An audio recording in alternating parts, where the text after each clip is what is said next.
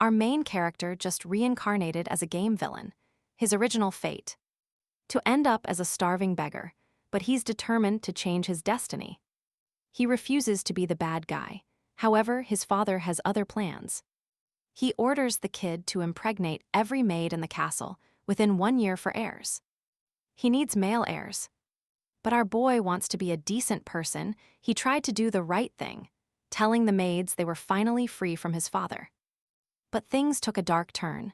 The maid was furious after being rejected. Betraying young Moon, she locks him away in a dusty, forgotten room for servants. And in that secret room, she tries every night to follow orders to produce a royal heir. Now, you and I might think being in the main character's shoes sounds like a dream. But our hero is exhausted. He does not even have time to sleep. The maid is relentless every night. He is desperate to escape this exhausting life. I mean, what could be worse than a life of constant, forced pampering? Being fed and bathed by a maid like her, total nightmare. Moon starts training hard. He needs to get stronger to find a way out, if he stays weak. And keeps his reputation as a villain in this world, he's facing a death sentence. You and I are probably wondering why these maids are so powerful and, well, stunning. Let's go back to the very beginning. Everything starts at the Grand Gamble estate. Our main character wakes up in a royal bed, remembering a sudden, violent car accident. Talk about a rough start. He wonders if he's traveled through time or just dreaming. Looking around, he realizes something is off. The whole place feels completely different. Fancy decorations and luxury everywhere. This is definitely not his world. He catches his reflection in a mirror and freezes. That is not his face. After the initial shock wears off, he realizes he's actually quite the handsome guy. It clicks, getting hit by a truck and waking up in a fantasy world. As a former otaku, he knows exactly what's happening. It is the classic isekai trope. Good old truck kun strikes again, folks. He starts thinking about his new, wild reality. If this was a dream, he needed to confirm the world was real. So he picks up a knife and cuts his finger while looking completely serious about it. He immediately starts screaming, though, because that blade was way too sharp. It cut deep. Seriously, out of all the options, he chose a knife. Now look at this flashback. We see he offended the royal family and lost everything. Stripped of his noble title, he was condemned to a life of exile. The guards warned him, never step foot in the empire again, or you will die. It is either death or exile. Back in the present, he finally gets it. He realizes this world is actually the plot of a novel he finished a very long time ago. He is a blonde, idiotic villain who exists only for one purpose: to annoy the main character. Let us look back at his old life. Every night he would read one single story, the exact one he is in now. In this tale, the hero is the illegitimate daughter of the royal family. As time passes, she excels in everything, getting better at every area of life. Slaying monsters and demons, she becomes a legendary heroine known to the entire world. But our guy, in this story, he is just Monample, a total brainless idiot. He is a villain from an old family who sends his men to kill her. She survives every attempt. She is basically unstoppable in this novel plot. Things spiral fast, every plan falls apart. He gets caught messing with a powerful duke. That single mistake seals his fate. He is officially sentenced to exile. He'll spend his remaining days as a lowly beggar. Then, all right, you and I are back in the present. He realized he's doomed. His role always attracts disaster. Suddenly, there's a knock at the door. He tells them to enter. It's Anne, the maid of the manor. She's here with his outfit for the banquet. It's time to get ready. Wait, she stops. Something is wrong. She notices his finger is bleeding.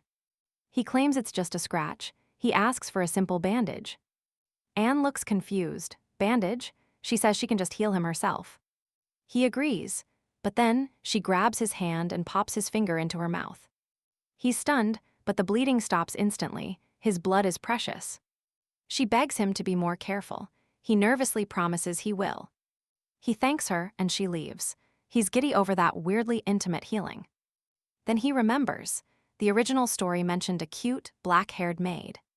He starts rolling around on his bed. he's honestly having a blast. Outside, Anne's blushing, but you and I know the truth, he's the villain. Back inside, he wonders why a rich noble would bother anyone. He recalls his fate. He's supposed to be exiled for drugging a princess. Specifically, the Empire's third princess during the ceremony. Total villain move. The fix is easy, just don't provoke anyone, keep a low profile.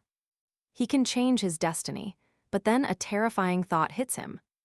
When is this ceremony exactly? Anne just brought the new suit. Which means the event is tomorrow. Panic sets in, he's out of time.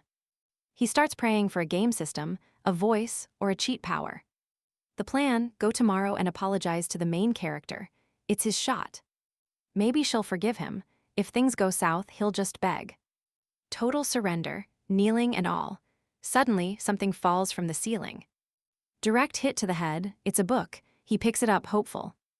Maybe this is his secret weapon, but he opens it to find nothing. Blank pages, is there a hidden trick, a secret way to activate it? Just then, a drop of blood from his head wound hits the paper. Suddenly, dark purple flames erupt. The fire begins to swallow him whole. He wakes up elsewhere, trapped. At least his body feels surprisingly strong. He looks up and sees a terrifying woman staring right back at him. Took you long enough to wake up, she whispers. He's in agony. She's using some strange equipment on him. Pain is inevitable, she says. She tells him something chilling. He must embrace suffering to become a true villain. No more hesitation. His weakness is making her sad. She claims he belongs to her. She will make him cruel eventually. We'll be together forever. Not even death can keep us apart, she purrs. She moves in to hurt him and he panics. Then he wakes. Just a nightmare, but the pain feels way too real to be fake. Stick with me. Is trying to change fate actually making things worse? He looks down and notices words finally appearing on the page. Don't change destiny, forget that. Maybe creating a little chaos is the move. He's going to survive regardless. Besides, the original host was a complete moron. He's a modern man now, with logic far beyond this primitive era. He plans to use everyone around him like chess pieces for success. Scene shift. He's enjoying some high-quality steak and loving the noble life. His mother, Duchess Noise Campbell, is totally weirded out by his happiness. His father, Duke Leopoldo, reminds him this ceremony defines his entire future.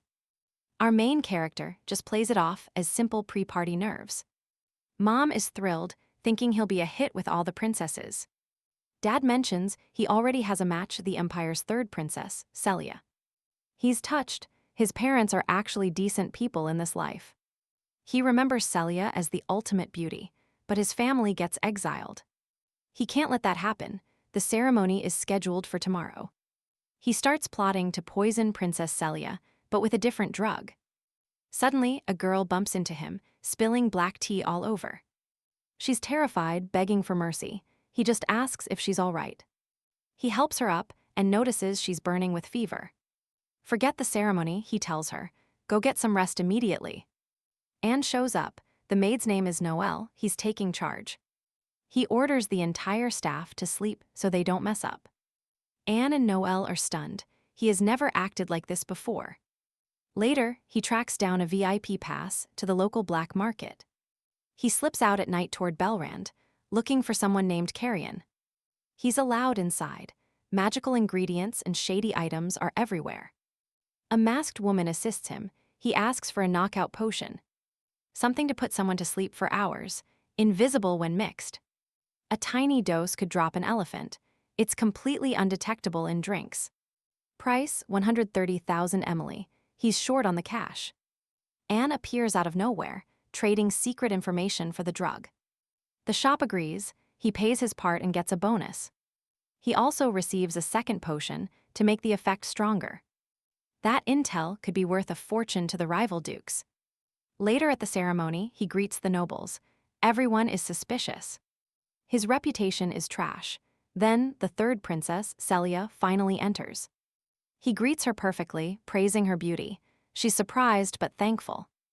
Then, the story's true main character, Ariel Ponart, makes her entrance. He greets her politely by name. She's caught completely off guard. Before, he was a total jerk.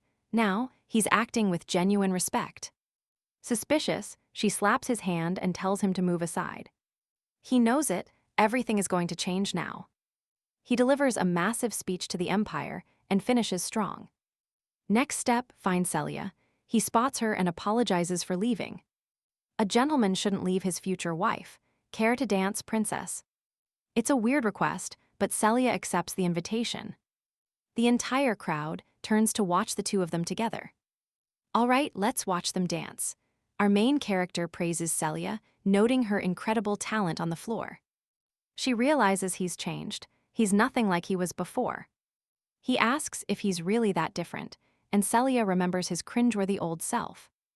Last time, he told her to be grateful that he was granting her the right.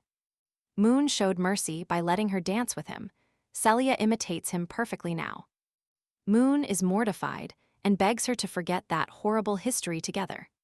He tells her to focus on the present. Mid-dance, he invites her to his room. She assumes things are about to get intimate, but he has a different goal tonight. He doesn't want romance. He just wants to discuss their future and the twin pelt. He explains that their marriage was purely forced because their families needed the alliance. They don't actually like each other. It was all for the king to maintain ties. He suggests they can cancel the marriage, and Celia is on board immediately. She states they need to resolve this at once, and Moon realizes she fell for it. But then Celia demands to know where his room is and practically drags him there. Two suspicious maids watch them go, deciding they need to keep a close eye. The scene shifts to the room.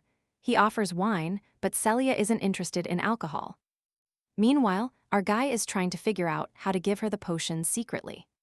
Since she doesn't drink wine, he suggests some black tea, and she cautiously accepts. She is still feeling incredibly suspicious. He prepares the tea with a massive, creepy smile that makes Celia feel incredibly strange. Moon slips the potion in. Celia suddenly appears, asking if he's finished yet. He claims he's almost done and asks her to just sit down and wait a bit. She leaves him alone again, and he's almost caught red-handed in the act. Luckily, part of the potion spills, but he decides to use what remains anyway. He finally hands over the tea, but Celia observes the drink with pure doubt.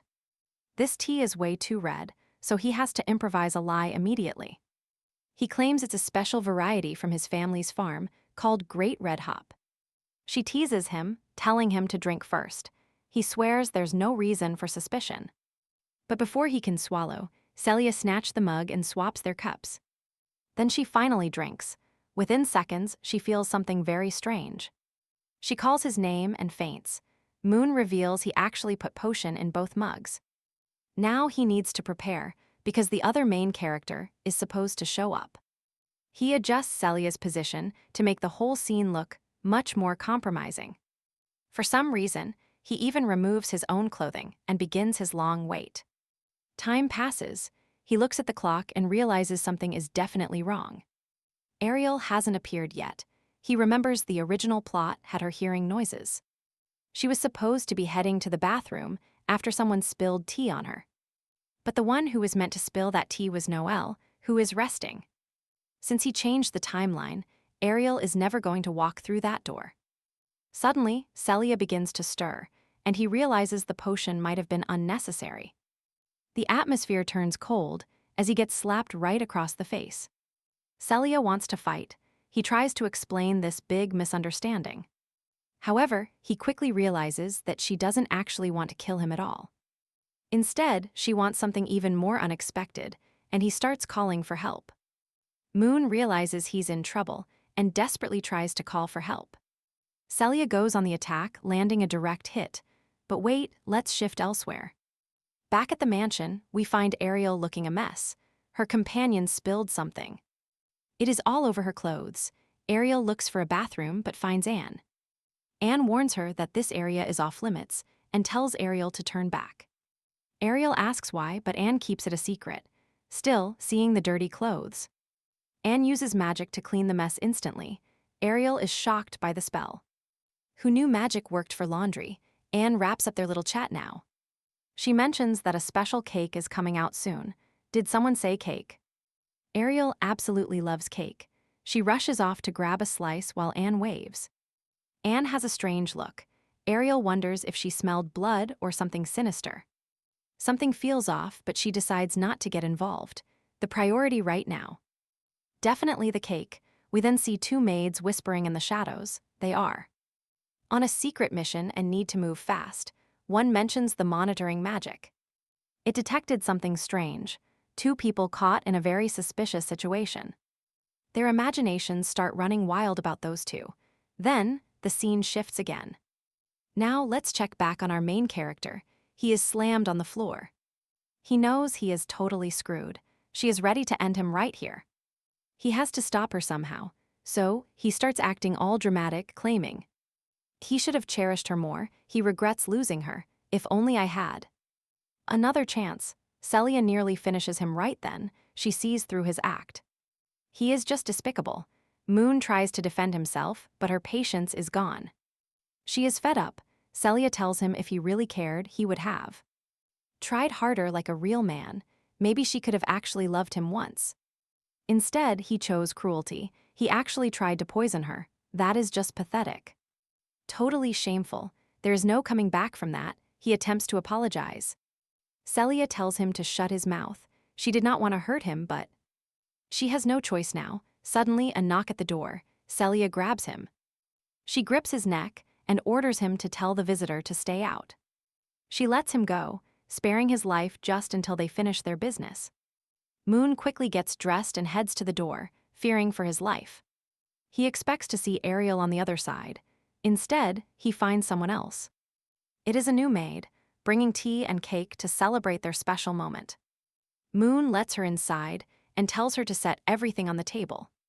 But something feels wrong about this maid. Anne mentioned that the new staff were only for the banquet, not for wandering around the mansion alone. Suddenly, she lunges toward Celia. Moon realizes the truth in an instant. She is an assassin, and she is not after him. A massive boom echoes. Celia demands to know if her brother sent this killer. The assassin won't talk. She refuses to reveal a thing, simply telling Celia that her time is up. Then she triggers explosive magic. A massive blast rocks the entire room. The assassin backs off, sure she won, but Celia activates her defensive shields. She counterattacks with everything she has. Moon knows if he stays, he is dead. He tries to bolt, but the door is sealed tight with magic. How did they get inside? Then he remembers the new maids he hired. By letting them in, he created a massive security hole. As he realizes, this fight, it's intense. The original plot is officially gone. Everything's changed. Celia realizes this assassin didn't come alone today. The killer sees Celia's ready. Celia offers her a chance at life. The assassin just laughs. She was only stalling for time. Outside, magic activates, a potion made from the blood of children. The ritual's name is Great Sun Sacrifice. This is absolutely insane. Celia prepares to strike, but gets slammed hard into the wall. Somehow she's alive, but the assassin moves for the final blow. Celia pulls a dagger, trying her best to defend herself. She's at her limit. Magic's gone and her life force is spent. One last hit would break her, yet she's still standing tall. Wounded but smart and determined. Then, the assassin lunges. Unexpectedly, Moon steps in. The great Monompample takes the hit. Celia's shocked, he is too. The assassin told him to leave. He wasn't the target, but he couldn't just stand by and watch. He screams at her, "What are you waiting for? Attack her." The blade swings for him, but Celia charges with everything left. She strikes the neck, it's finally over. Now watch this.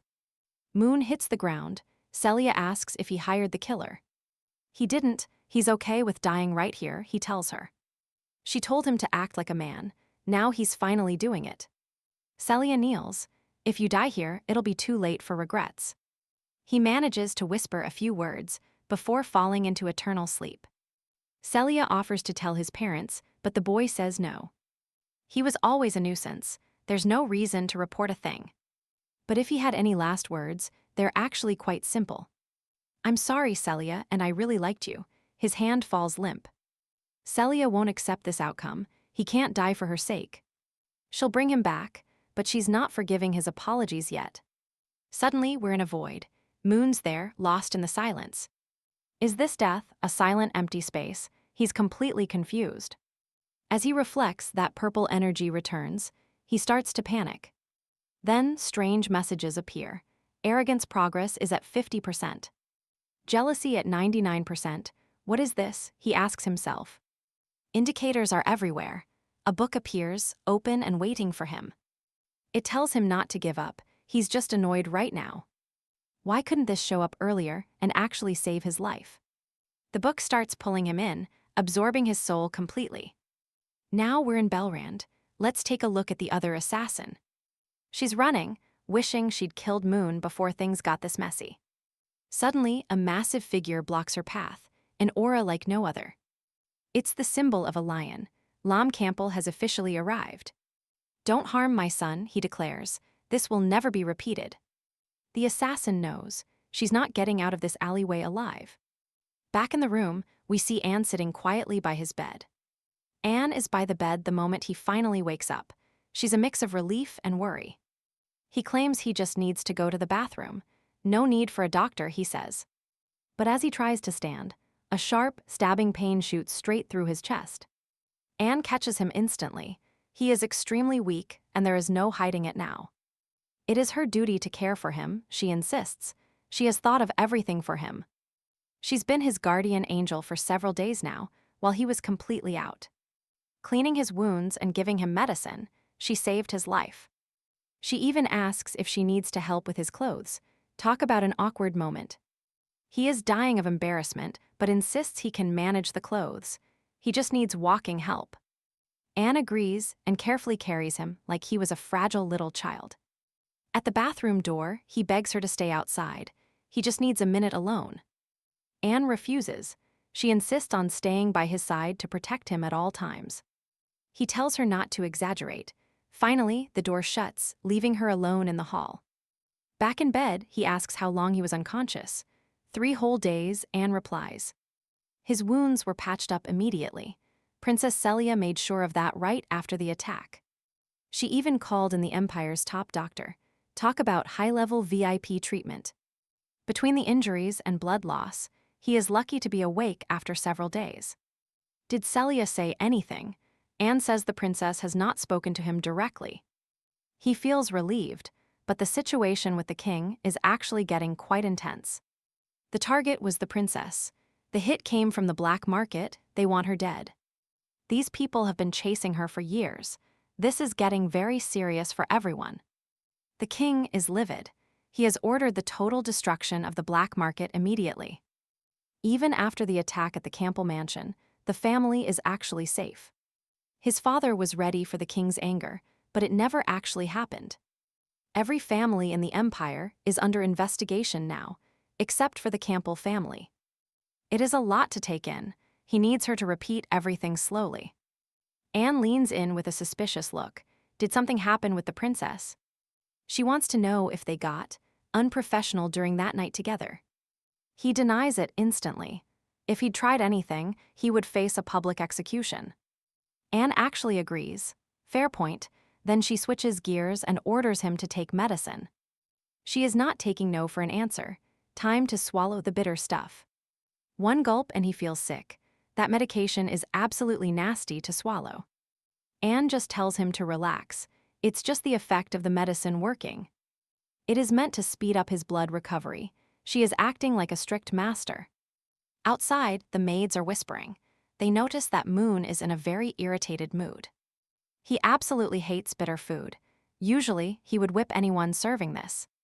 The maids think they should probably alert his mother before things get out of hand. But he hears every word. He orders them to stay quiet. It's medicine, not food. He tells them it's just bitter medicine. No need to make a scene. He downs the whole thing in one go, a total show of strength. The maids scramble away, and the second the door shuts, he throws it all back up. Anne panics. She told him to take it slow, not chug the whole bottle at once. The drama finally settles. Time passes and night falls over the silent mansion. He knows he must prepare. Our journey with him is only just beginning now. He realizes the story has changed completely, and he needs to be ready for anything. Everything changed. His parents begged him to rest after that chest wound, but Moon knew better.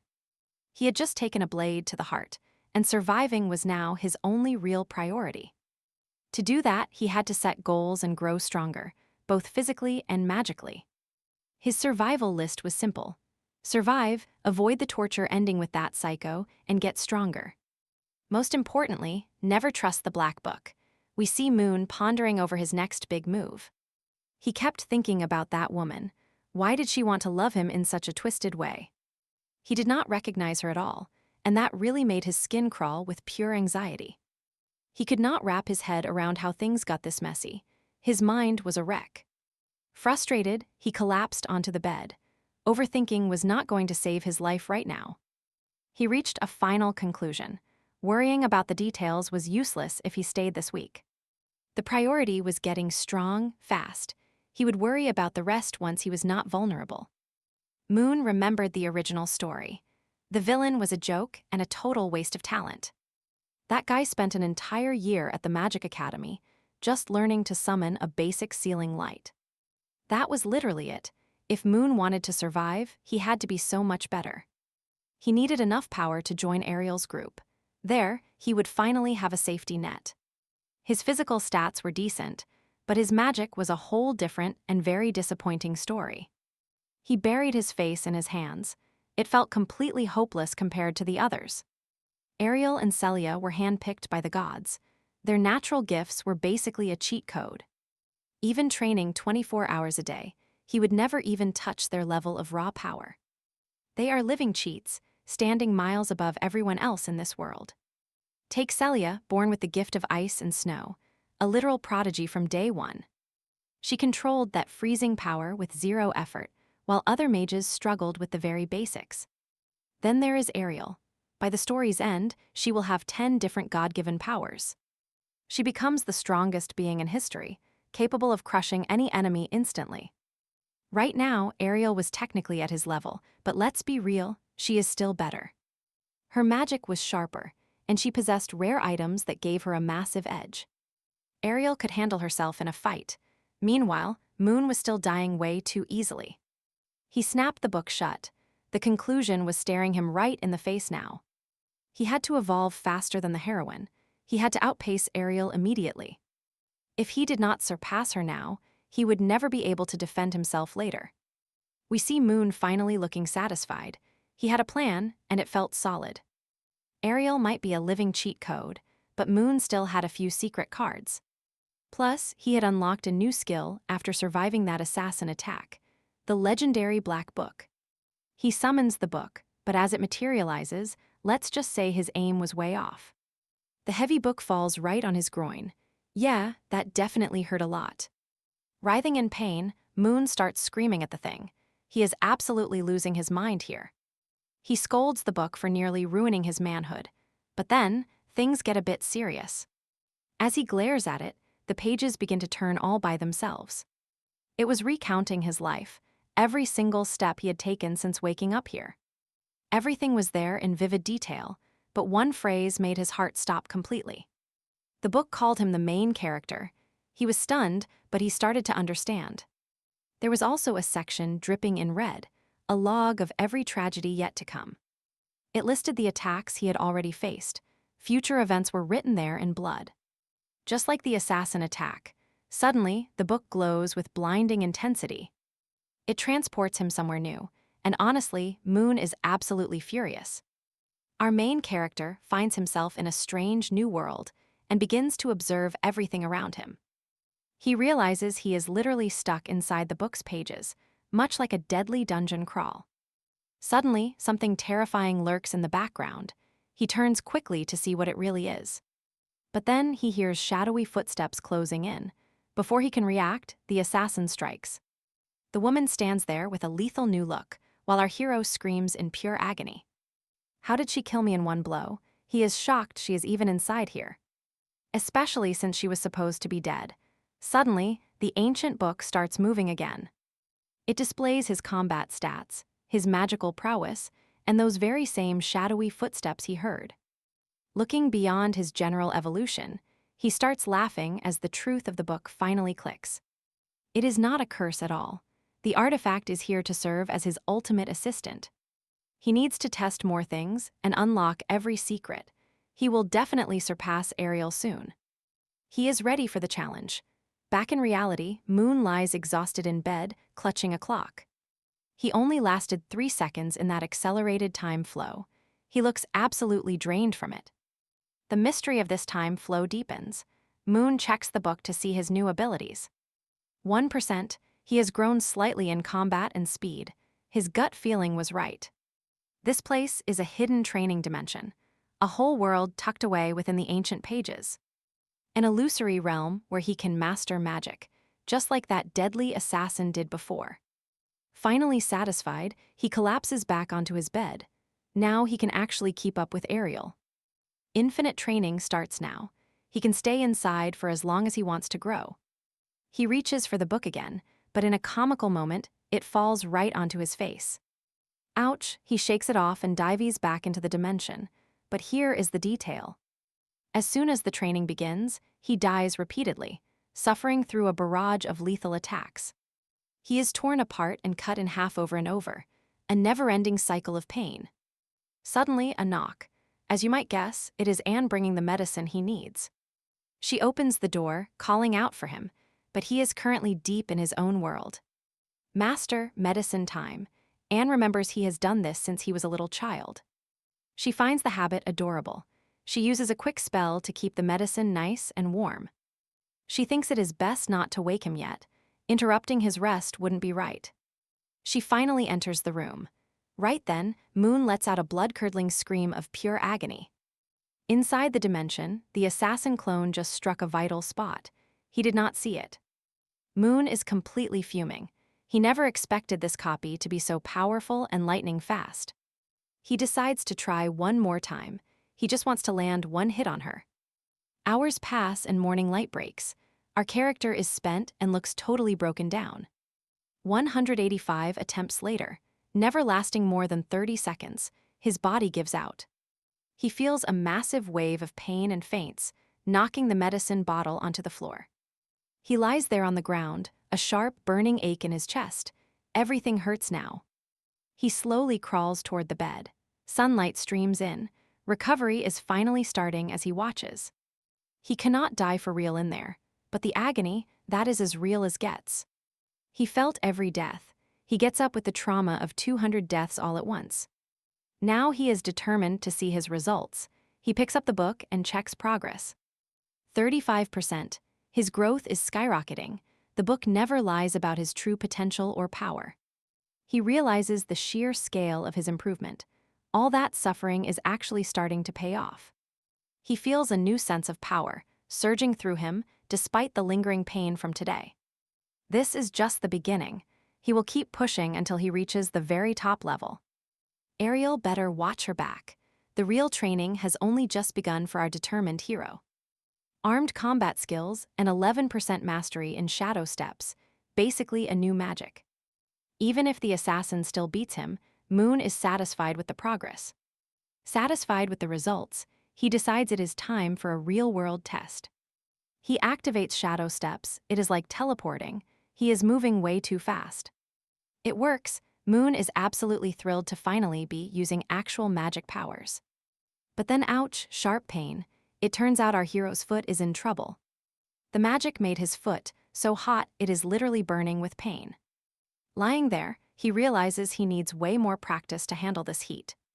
He needs a better training routine. Maybe a master can show him the ropes. Soon, we will see Moon head off to the famous Magic Academy. However, no one there teaches combat arts. He knows magic matters, but he wants both. Mastering magic and swords, that would put him miles ahead of everyone else. While hunting for a combat master, he remembers the strongest man in the Empire. A warrior legend known as the Fire Lion actually lives right in his house. The ultimate master he needs is literally his very own father. Yes, his dad is the strongest warrior in the land. Major plot twist.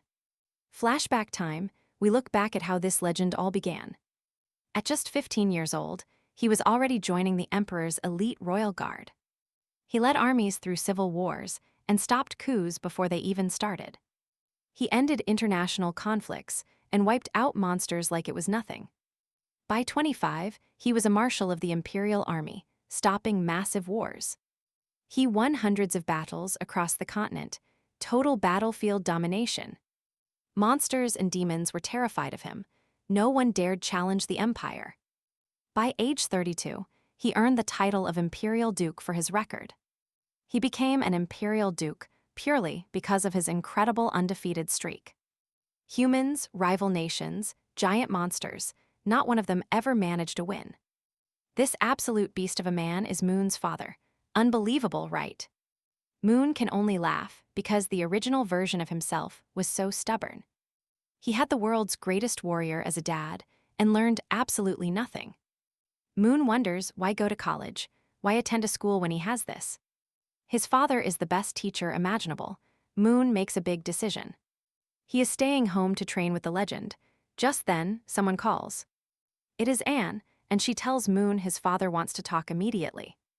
Perfect timing, because Moon has a few things to say to him too. In the hallway, the other maids are buzzing. They ask Anne about her promotion. She got it. Ever since Moon woke up from that accident, she is rising. Anne is the new head maid now, but Moon feels a bit of sadness. The previous head maid quit after that scary mess with the assassins. Between the assassins and Princess Celia, things got wild. Anne says cheer up. It was her own choice to step down. She just felt the time was right. The scene shifts outside, where Moon's mother gives him a massive bear hug. She is so relieved he is recovering and begs him to call her mommy. Moon definitely notices one thing: his mom's hug is surprisingly strong. She pulls him close, resting his head on her belly. Notice anything different? And then comes the big reveal. Our main character's mother is actually. She is pregnant. If you had that hunch, you were totally right. Yes, a baby is coming. The news broke when the doctor checked on Moon, right after that terrible carriage accident. The physician ended up confirming that she had actually been carrying the child for quite a while. Our main character is absolutely thrilled to find out he is finally getting a little brother or sister. His dad shows up right then, jokingly asking if he wants even more siblings later on. Mom tells them both to slow down. After all, carrying even one baby is plenty for now. A bit later, the family gathers together. Suddenly, our young hero's heart just completely drops. It turns out his father has been called back to serve in the Imperial Army once again. He has to head straight for the front lines as early as this very afternoon. Magic Academy starts in a month, leaving his mother all alone at the family mansion. Only the maids will be there with her. It is a pretty lonely house all of a sudden. One maid steps up, promising to look after the mother and the estate with her entire life. Moon immediately pleads with his father, saying he cannot go and that he is needed here. He asks why it has to be him. Does the Empire not have enough strong generals? There are so many capable fighters out there. Why does his father have to be the one? Why send him to this new war? Our main character just cannot wrap his head around it. His dad explains he is one of the few strong enough to face those front-line demons. The demon hordes are preparing for a full-scale invasion of the entire human empire. It is the abyssal demon clan, the deadliest of them all. Suddenly, Moon remembers something. Something terrifying. Those demons want to wipe every single human being off the map. In 3 years, Ariel is supposed to be the one to stop their deadly advance. But during those long 3 years, his father will be stuck in the dangerous trenches. That means our main character is losing his greatest master right when he needs him most. No one else can teach him like his father. We see Moon looking pretty shaken up now. He tries to sip his tea, hands trembling slightly. Then, the scene shifts to the outpost. The sight of the military base makes him feel even worse. He is incredibly anxious. While his parents chat about the new baby, his dad pulls him aside for a serious talk. He tells Moon that he is a fantastic son for trying to save the princess earlier. He faced death to protect Princess Celia. That kind of bravery is very rare these days. Courage is definitely in his blood. His father is just bursting with pride for his boy. He explains that, as a man, his duty is to protect both his family and country. The Campbell lion symbol represents their legacy, the sword that defends the entire empire. It strikes down every enemy. Now that Moon has grown into a fine young man. His father wants to give him everything needed to become the warrior he dreams of being. He tells him to follow his heart and grow strong in his own unique way. Moon is totally stunned. This fatherly support was exactly what he needed right now. His dad gives him a big hug, encouraging him to start his own epic journey soon. It is time for him to go. Meanwhile, Anne has been watching them this whole time. She has that classic mysterious look in her eyes as she stares at our hero. His father is about to drop a major secret that is going to flip the script. He explains that Anne was brought into the household when she was just a little girl. She comes from a humble family that is both incredibly honorable and highly intelligent. Plus, she and Moon have shared a deep connection since they were tiny children. Anne really does love him. She is determined to win over our main character's heart. His father adds that the Campbell family must ensure its legacy continues no matter what. Talking about future prosperity, but Moon cuts him off. He states his heart is bound to Celia, and he cannot date Anne, even if it is his father's wish. But wait, his father reveals that the whole engagement was just a fake tactic used to balance the Empire's power. Once Princess Celia takes the lead, it is over. Their engagement would end immediately, and they would part ways. So, in short, the old man wants Moon to end up with Anne. They have been tied together since they were kids. It was always the plan. His father has been orchestrating this for years. And get this, he wants a grandchild within 3 years. And that baby must come from Anne. This is a direct order. Honestly, I am totally stunned. This came out of nowhere. You and I are seeing it now. Our hero was destined for Anne. Finally, the Duke leaves the room. Anne immediately asks if her name came up during their private little chat, and if there is anything she must do. But Moon just brushes it off, telling her it was nothing special, totally calm. He mentions his father wants them together, and even brought up having kids to carry on the Campbell family name. You know, typical lineage stuff. But Moon says it was probably just a senile joke from an old man. No worries. Anne just stares at him, probably speechless. Moon places a hand on her shoulder and explains that even though she is a maid now, everyone chooses their destiny. He tells her she is incredible, the finest maid in the house, and deserves the best. An amazing woman like her should be with an amazing man. Not a loser like him. Moon keeps going, saying that if she ever finds love, she should just tell him. He wants her to be with that perfect person. After all, a loyal servant deserves to spend her life with someone truly great. He pats her shoulder again, encouraging her to find happiness and follow her heart. Then he finally walks away, feeling like a hero who just said something profound. He is convinced she is back there, moved to tears by his kindness. But Anne? She is absolutely livid, speechless with rage. How could she work her way into this household just to be rejected? She clenches her fist so hard that blood actually starts dripping. She realizes the young master has completely changed. He is a different person now, and she can't rely on his old self. Later that night, the scene takes us to the mansion library after dark. Even without his father watching, Moon is dedicated to becoming the very best. While he studies, he maps out his next moves. He is not ready yet. Running into the story's original protagonists is a huge risk while he is weak. You and I can see his focus. He will skip the academy for now. He needs to master those martial arts manuals first. Once he learns the basics, he will use the book's combat simulation to finally take down that assassin. Now he starts planning his next moves. He wants to avoid the academy. Running into the story's original protagonists is a huge risk while he is weak. So, he will ask Anne for some temporary leave to skip school for now. His real goal, diving into those complex martial arts manuals he found. After absorbing all that knowledge, he plans to use the book's combat simulation. This is his chance to train and finally crush that deadly assassin. To get stronger, he finally closes the heavy book and begins his training. He was just scanning through books on martial arts and magic when Moon noticed something. He grabs a mysterious black book, curious to see if a certain theory of his works. That's when the shock hits. He doesn't actually need to finish the whole thing. Simply skimming through a few pages is enough to master every single skill inside. For him, this kind of cheat ability is absolutely legendary and beyond powerful. Feeling pretty good, Moon taps the cover. Honestly, when he first got this book, he had no idea what to do with it. Now, it is pure gold. Just as he's celebrating his win, Anne walks in, asking if he's still studying. He says yes, and it looks like she's brought some dinner to his room.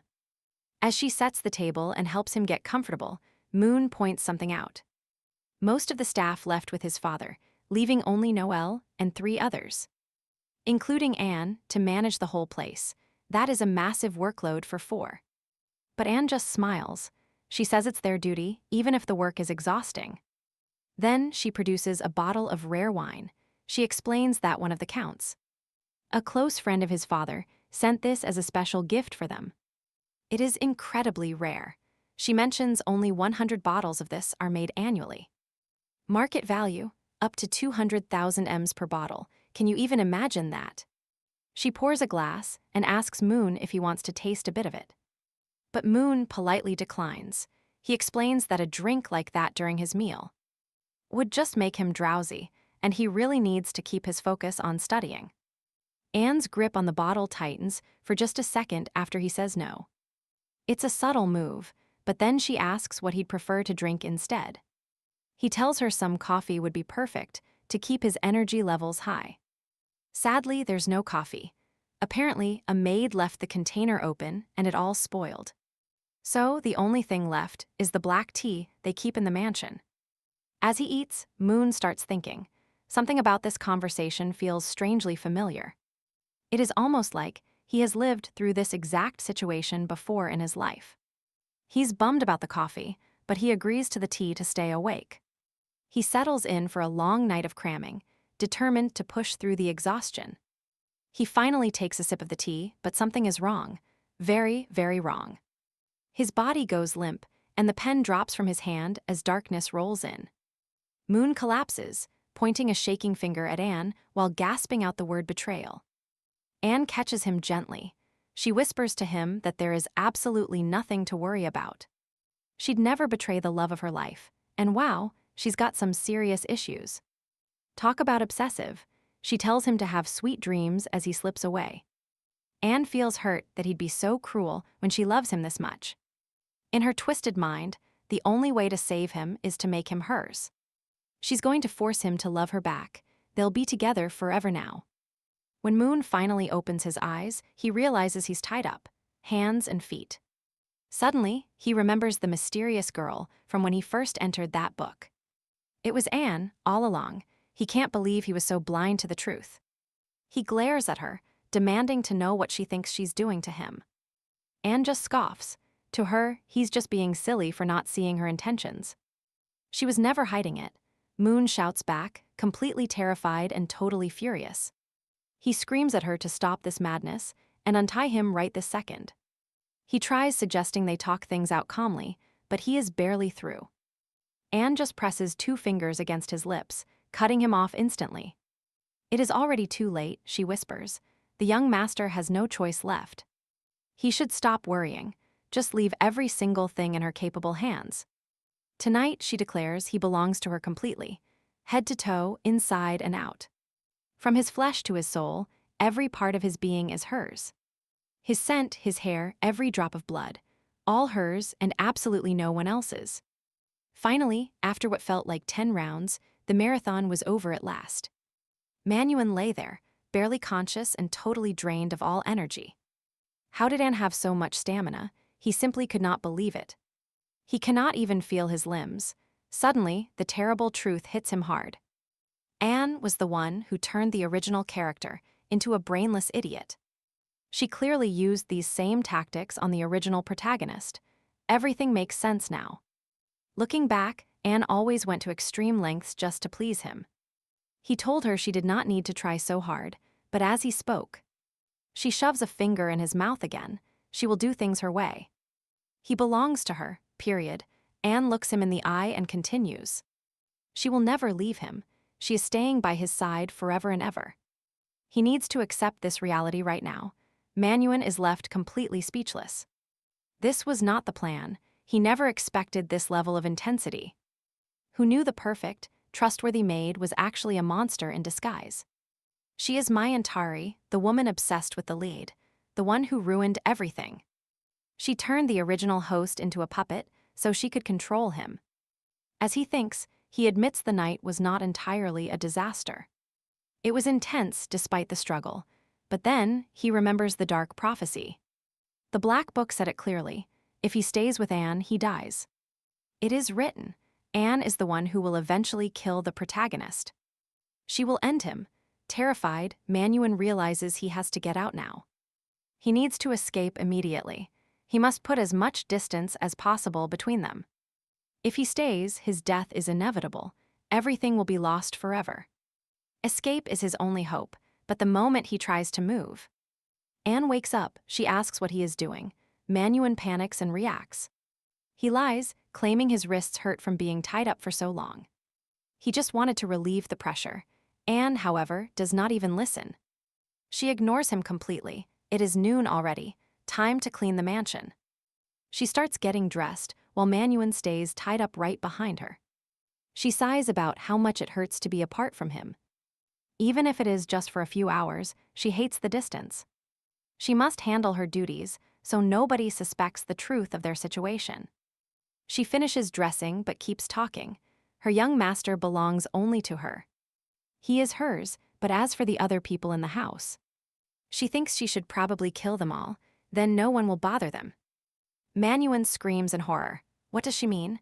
Is she really going to kill them? They are good people. Anne finishes getting ready as he continues his desperate shouting.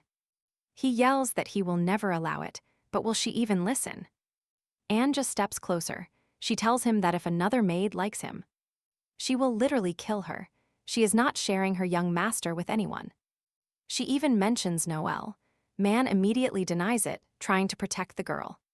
He tells her to stop making things up, because Noel has nothing to do with this. Suddenly, Anne starts laughing. She says it was just a joke, no big deal. She claims she would never go that far. She just wants to be with him. Murder? No way. That is way too extreme, even for a devoted maid like her. Man sighs. If she truly loves him, he argues, she should prove it right now. He asks her to take off the handcuffs, because they are seriously hurting him. To his absolute shock, she actually listens. The metal cuffs finally click open. His wrists and ankles are free, but Anne warns him not to try anything stupid. Or else, things will get bad. She explains this entire room is a secret. No one in the mansion even knows this place exists. The walls are solid. Everything is reinforced with steel. There is only one special key to open it. It is nothing like the other keys. Anne reveals she spent years building this. This hidden prison was her long-term project. Man asks if anyone will notice. Will they suspect he is missing? Anne says his parents are gone, so she lied. She told everyone he left for the academy early, even though classes haven't started. The other maids totally fell for it. They did not even think to ask questions. They think he is off studying, when really, he is trapped right under their noses. Anne leans in again, whispering that absolutely no one will ever find him here. She promises to bring him 3 meals a day, so he stays healthy and strong. She insists nothing has changed, except now. Now, she owns him completely. He is all hers. Anne claims she is still that same old loyal maid. Still the devoted servant of the champion family. Then, she touches him quite intimately. Man is visibly shaken and uncomfortable. Then, Anne finally turns to the door. Time to start her shift. She tells him to be a good boy while she is gone. Just rest, she says. Man shouts back, asking for some clothes since he is naked. She just ignores him and shuts the door. Now alone, Man starts to think. This is bad. He never imagined Anne was the dark figure from the prophecy. He refuses to stay here like this. He is not going to be her plaything. Last night was, well, it was pleasant in a way, but she went overboard. She made him go 10 rounds. If this keeps up, he is in serious trouble. He won't die from a sword. No, he will probably die from pure exhaustion. He has to get out. Finding an escape route is now his top priority. He needs his freedom back. He can't just sit here and let this happen. He decides to try every single thing he can to escape this room immediately. First idea, break down the door, but it is solid steel, so that is unlikely. Still, he has to try. He backs up to the far wall and runs. He slams his shoulder into the door with everything he has, hoping it breaks. It does not budge. Instead, his shoulder screams in pain. That really hurt. Collapsed on the floor, he realizes he is out of options. This place is airtight. Steel door, steel walls, even the stone is reinforced. It is a literal vault. He starts wondering if that black book of his could actually help him out. Suddenly, as if answering his silent plea, something starts to happen. A mysterious black book materializes and drops right beside him, but he looks totally crushed. He mumbles at the book, claiming he didn't summon it, even though he said its name. He is convinced that even with endless, brutal training inside the book's world, he'll still lose. Defeating her just feels like a fantasy. No simulation can prepare him for that power. After all, she is one of the gods' chosen ones, just like Celia. Beating her seems impossible. He just stays there, sprawled on the floor with the black book as his only company. He stares blankly, lost in his thoughts, before finally reaching out to grab the dark object.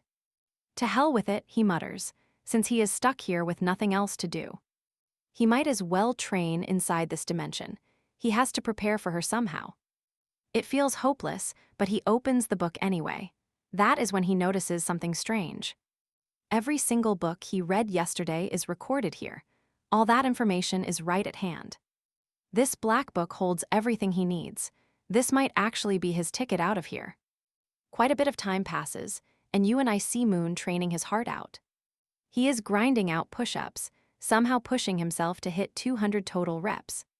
200 push-ups later, he collapses. The guy is absolutely spent.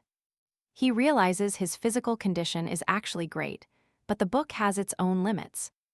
The artifact is perfect for magic and martial arts, but real strength needs a different approach. To really harden his body, he has to resort to the basics, old-school calisthenics. Lying there in a mix of rage and tears, he makes a sudden decision. He is done being weak. He won't let Celia or Anne stay stronger than him anymore. He is going to get powerful, truly powerful, no matter what he has to do. Right then, Anne arrives, looking genuinely happy to see the young master with such energy. Talk about vibrant energy. Moon realizes she is finally home and brought him some gifts. She just giggles when he asks about her work, since she clearly just stepped inside. Anne finds it totally precious, as if he had been sitting there just waiting for her. She tells him she has already prepped a gourmet dinner and a warm bath, set up. Exactly how he likes it. Moon's thrilled. It's been 2 long days since his last meal. 2 whole days without a real soak or anything this delicious. He's ready to dive in. But Anne gets a suggestive look. She asks what he wants to do first, the bath. Or maybe something else. Moon keeps it simple though. He tells her he just really wants the bath and the dinner. He's not looking to eat anything besides the actual food. Later, while our main character is soaking in the tub, he asks Anne a quick question. Is something wrong? She just blushes and asks if the water temperature is okay for him. He tells her he is not a kid anymore and definitely does not need help with his bath. He claims he can manage just fine. But then, Anne makes a very suggestive move and asks if he stopped liking her in just one night. Caught off guard, the young master quickly tells her no, it is not like that. Anne is thrilled, claiming her young master belongs only to her, so she is the only one who must wash him today. Tension fills every inch of his body. Then Anne licks his ear, teasingly asking if he wants a physical struggle, telling him he doesn't need to hold back and can just ask. Moon quickly corrects her, that is not it. He is just getting a bit flustered because she is touching a sensitive spot. Finally, Anne pulls her hand back. Anne sighs, telling him she'll stop being a nuisance. She promises to back off. If he's determined to bathe alone, she'll allow it, but she still has questions. Since it is dinner time, she has to feed him. Anne brings some warm food. He takes a perfectly seasoned slice of meat and pops it in. He loves it. The flavor is out of this world, so he keeps reaching for more. He tells Anne that honestly, even at home with his parents, he has never had a steak this delicious. Anne's cooking is on another level, tender, firm, and bursting with rich, savory flavors. It is better than anything he has ever tasted. Anne smiles, looking completely sure of herself. Master Moon notices her confidence as she confirms that, yes, it is indeed beef. She mentions the ingredients were always in the mansion, but she just never used them. She never prepared them quite like this before. This time, she is experimenting with new seasonings. As Anne gently wipes his face, he asks her which part of the animal this is. He wonders if it is the fillet, the neck, or maybe even the tongue he is eating. But then Anne drops a bomb. That savory meat, it is actually a bull's private parts. Moon immediately spits it out in horror, but Anne is not finished with her explanation. She says it was not just any bull. This was a Moritita bull, a very rare breed. These things are special, when they want a mate and cannot find a female. They take it out on a tree instead. They are so aggressive that the wood ends up riddled with holes. Moon starts imagining that scene in his head, and honestly, he just wants to throw up. He is gagging, but Anne keeps going. She reveals that was not the only thing in the dish. She mixed in parts from all sorts of creatures: tigers, goblins, trolls, even dragons.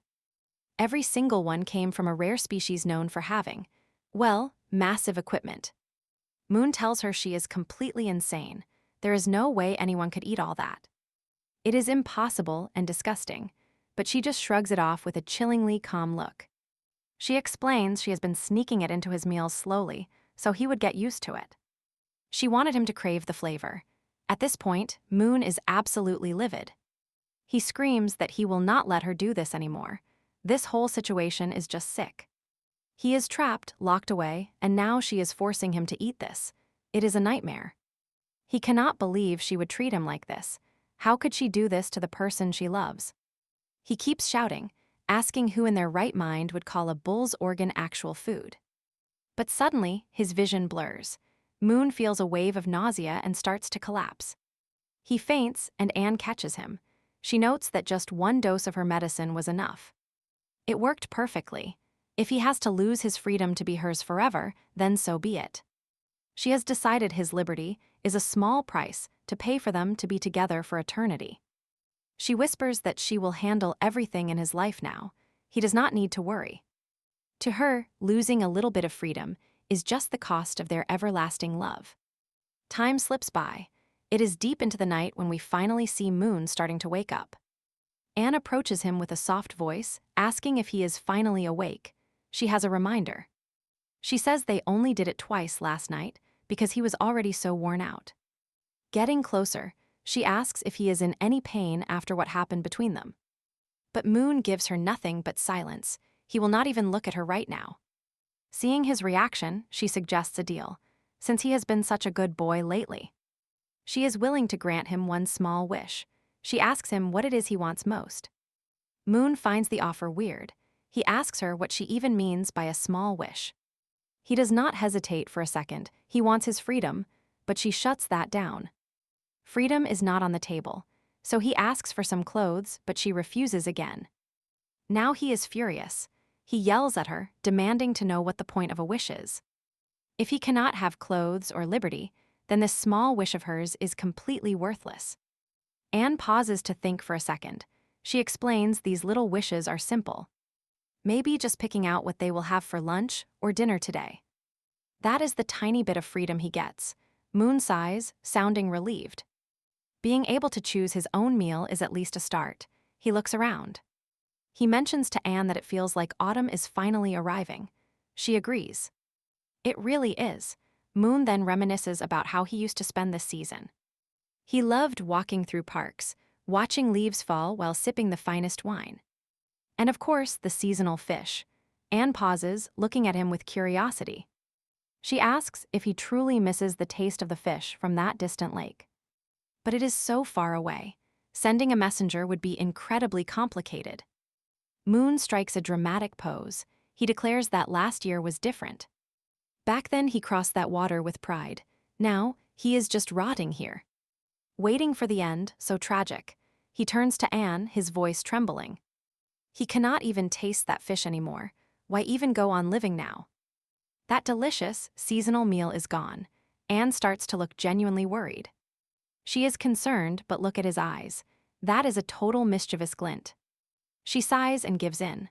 Suddenly, Moon bolts toward her with pure excitement. Is she really going to do it? Anne nods. She will make it happen. She will head to the lake herself and bring back the fish he craves. It is famous for being the freshest catch in the entire empire after all. Moon strikes another pose. You are the greatest maid in the world, Anne.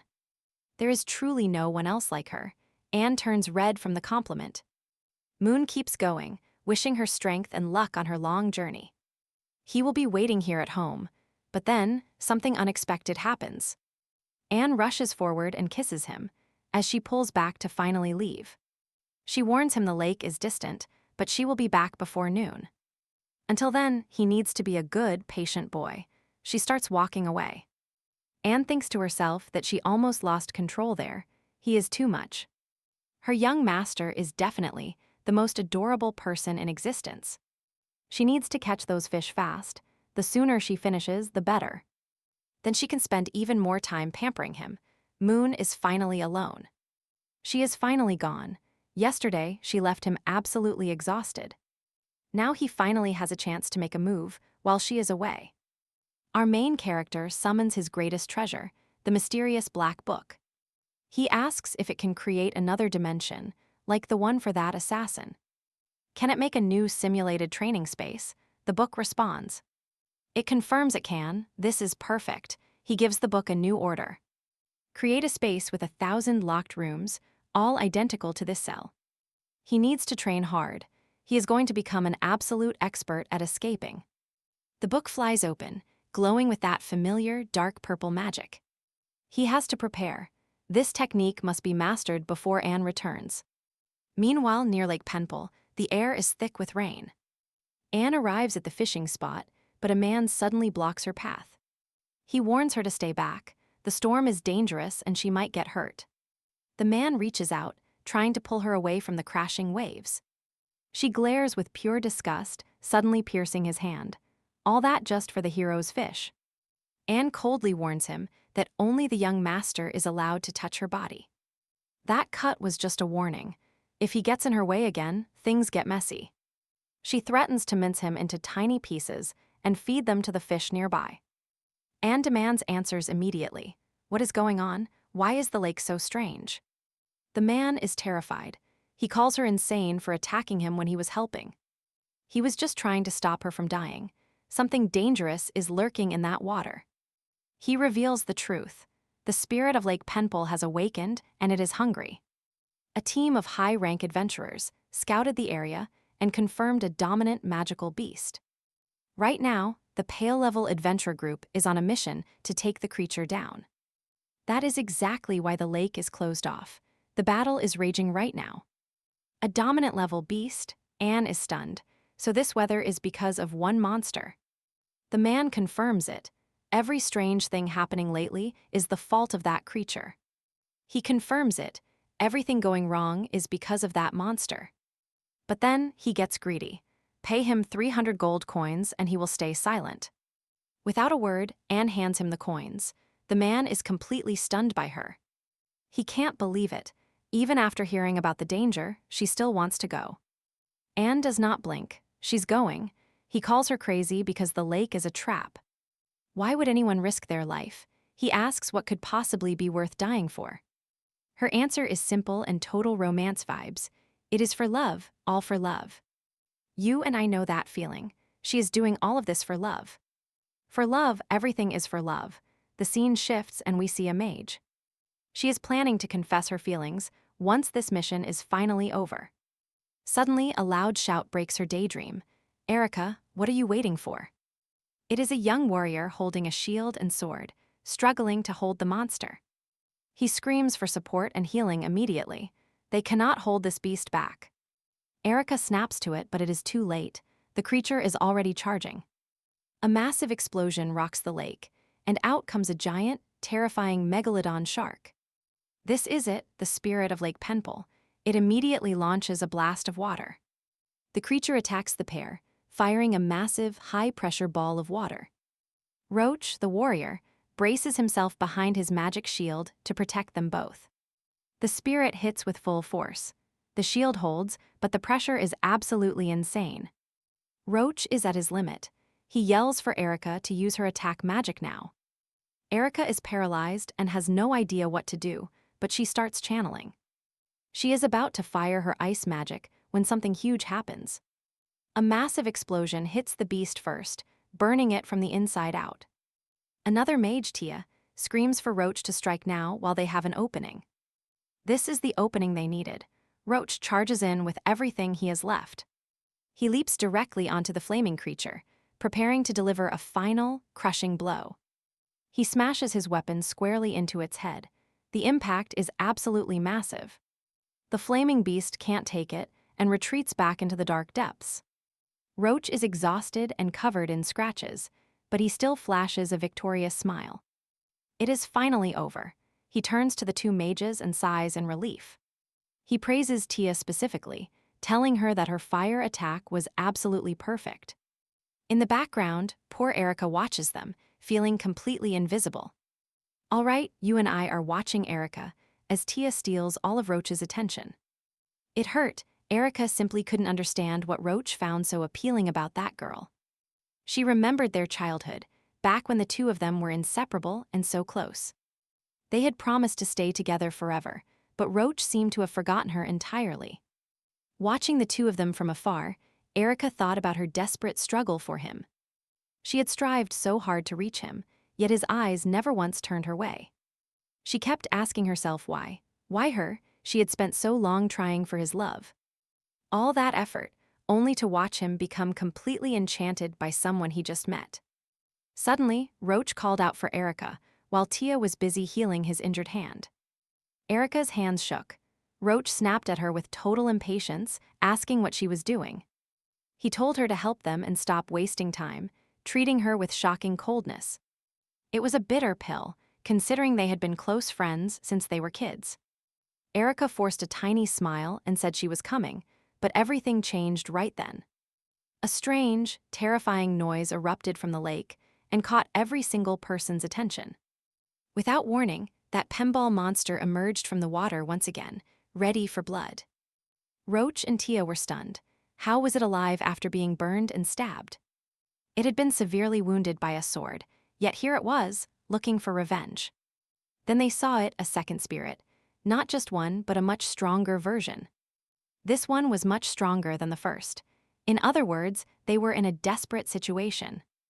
Tia fired her explosive magic, but it had no effect. It hit the stronger spirit's head directly, but did absolutely nothing at all. Now pay attention. This spirit is about to unleash a strike that shatters everything. With one hit, it shattered the ground beneath them. Erica barely pulled Roach to safety. Roach yelled at Erica to get away, warning her that the creature was too dangerous. He knew they couldn't win this fight and told her to save her own life. But Erica shot back, asking about him. He needed to stay alive as well. Roach replied that he brought Tia here, so her safety was his only real priority. He spoke with unwavering determination, ready to sacrifice his life to keep Tia safe. Erica was absolutely horrified. He was willing to die for someone he barely even knew. Roach then charged the monster alone. Meanwhile, a mysterious figure watched from the shadows. It was Anne. She stood at a distance, casually summoning a scythe from thin air. She looked at the Pemball Lake spirit and thought it seemed pretty weak for a boss. She thought to herself that this lake spirit didn't look very strong. Even as a dominant-level monster, it did not look like much of a threat. She remembered fighting dragons and ogres that required so much more effort to defeat. With this monster, she wouldn't even need to try hard or tear anything off it. She planned to simply obliterate the entire thing. The monster then prepared its final attack. It lunged at Roach. He realized he had no way to escape the coming blow. He could not get Tia out in time and accepted that this hit would be fatal. But then, Anne used her protective magic, triggering an absolutely massive and sudden explosion. The blast erupted right behind Roach, leaving him totally stunned by what had just happened. When the smoke cleared, he saw the Pemball spirit had been completely and totally stopped. Erica was just as shocked. The monster was contained by a power she didn't recognize. Anne then approached them and asked Erica if she was doing okay after the chaos. Erica said she was fine, then cautiously asked who this mysterious savior actually was. Anne admits she is glad to have saved them, but now it is time for the kill. She tells Erica and the others to take cover. The Pimple Lake spirit is next. Suddenly, Anne's magic flares up. Swords and axes begin appearing out of thin air. Massive scythes join the arsenal. She unleashes this entire floating armory on the monster. Erica is stunned. Anne is literally summoning sharp weapons from nothing but pure mana. And get this, they move on their own. Anne follows up with a terrifying new spell. Liquid metal erupts, piercing right through the spirit's flesh. Anne isn't backing down either. She moves toward the beast, forming a liquid metal ladder to reach its height. Climbing to the top, she shapes a massive metal scythe.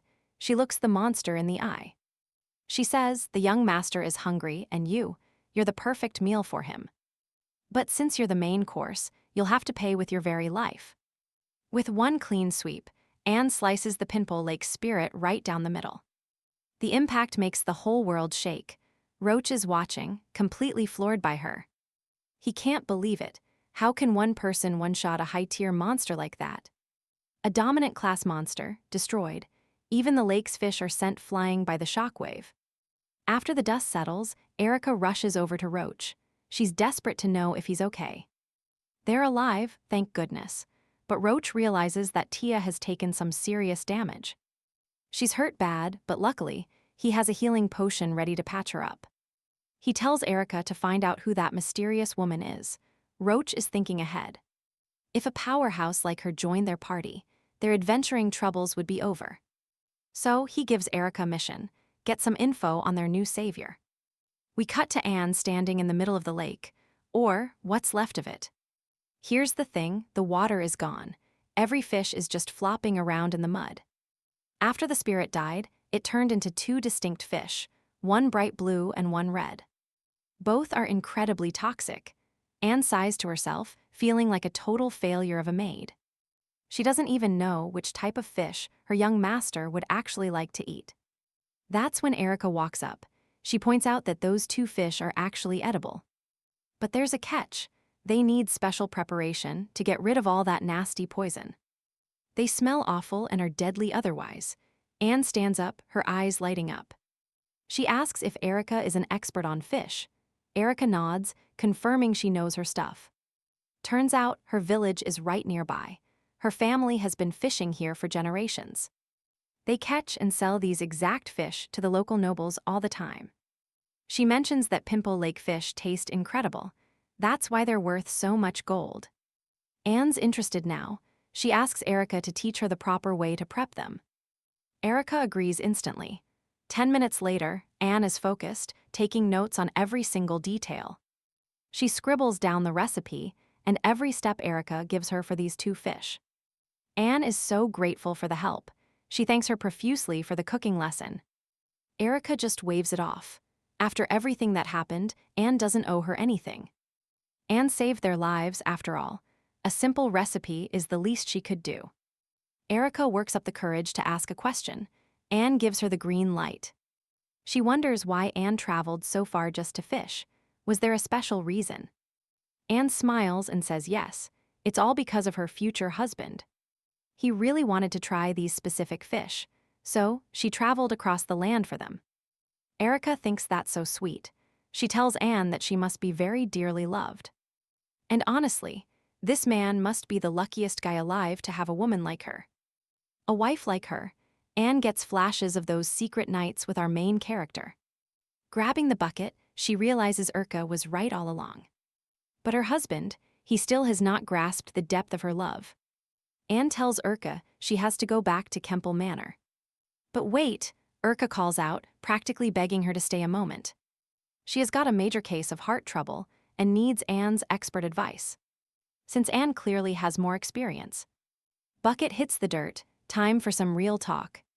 Anne explains that when it comes to love, there is rarely one right answer. It is all so messy, but hey, thanks for that recipe help. So she agrees to share some of her own experience. Urka starts spilling. She says her friend has been hopelessly in love for ages. We are talking a long time. But the guy is totally oblivious, just being kind to everyone. So, he is a flirt who charms everyone but commits nowhere. Exactly that kind of man, Urka confirms. Yep, spot on. This friend was finally ready to confess her feelings. Then boom, another woman enters the picture. Love triangle. Definitely a triangle. Now this friend is doubting everything. It hurts too much to stay. Anne nods, she understands the concern. But Anne is not one for games. She decides to be direct. Let us be real, how long have you loved this man? Urka panics. She is like, no, it is totally for a friend. Sure, Urka, we all totally believe you. Hand on head, she finally gives up the act. Fine, she will tell the truth. She has loved him since childhood, over 10 years now. Then Anne drops the big one. Would you die for him?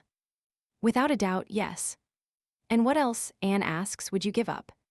Everything, absolutely every single thing. Anne smiles. Well, there is the answer to your doubt. Urka is lost. If her love is that deep, why doubt?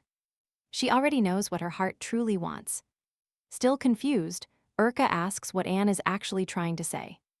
Just follow that raw desire. Give him your whole heart. Do everything for him. Do not look back ever. Give your all. With that, Anne walks away, leaving Urka reeling. Give everything for the person I love, Urka thinks. Just follow my heart's deepest desires. Suddenly, her chest tightens. A dark voice whispers inside her. Will you really surrender?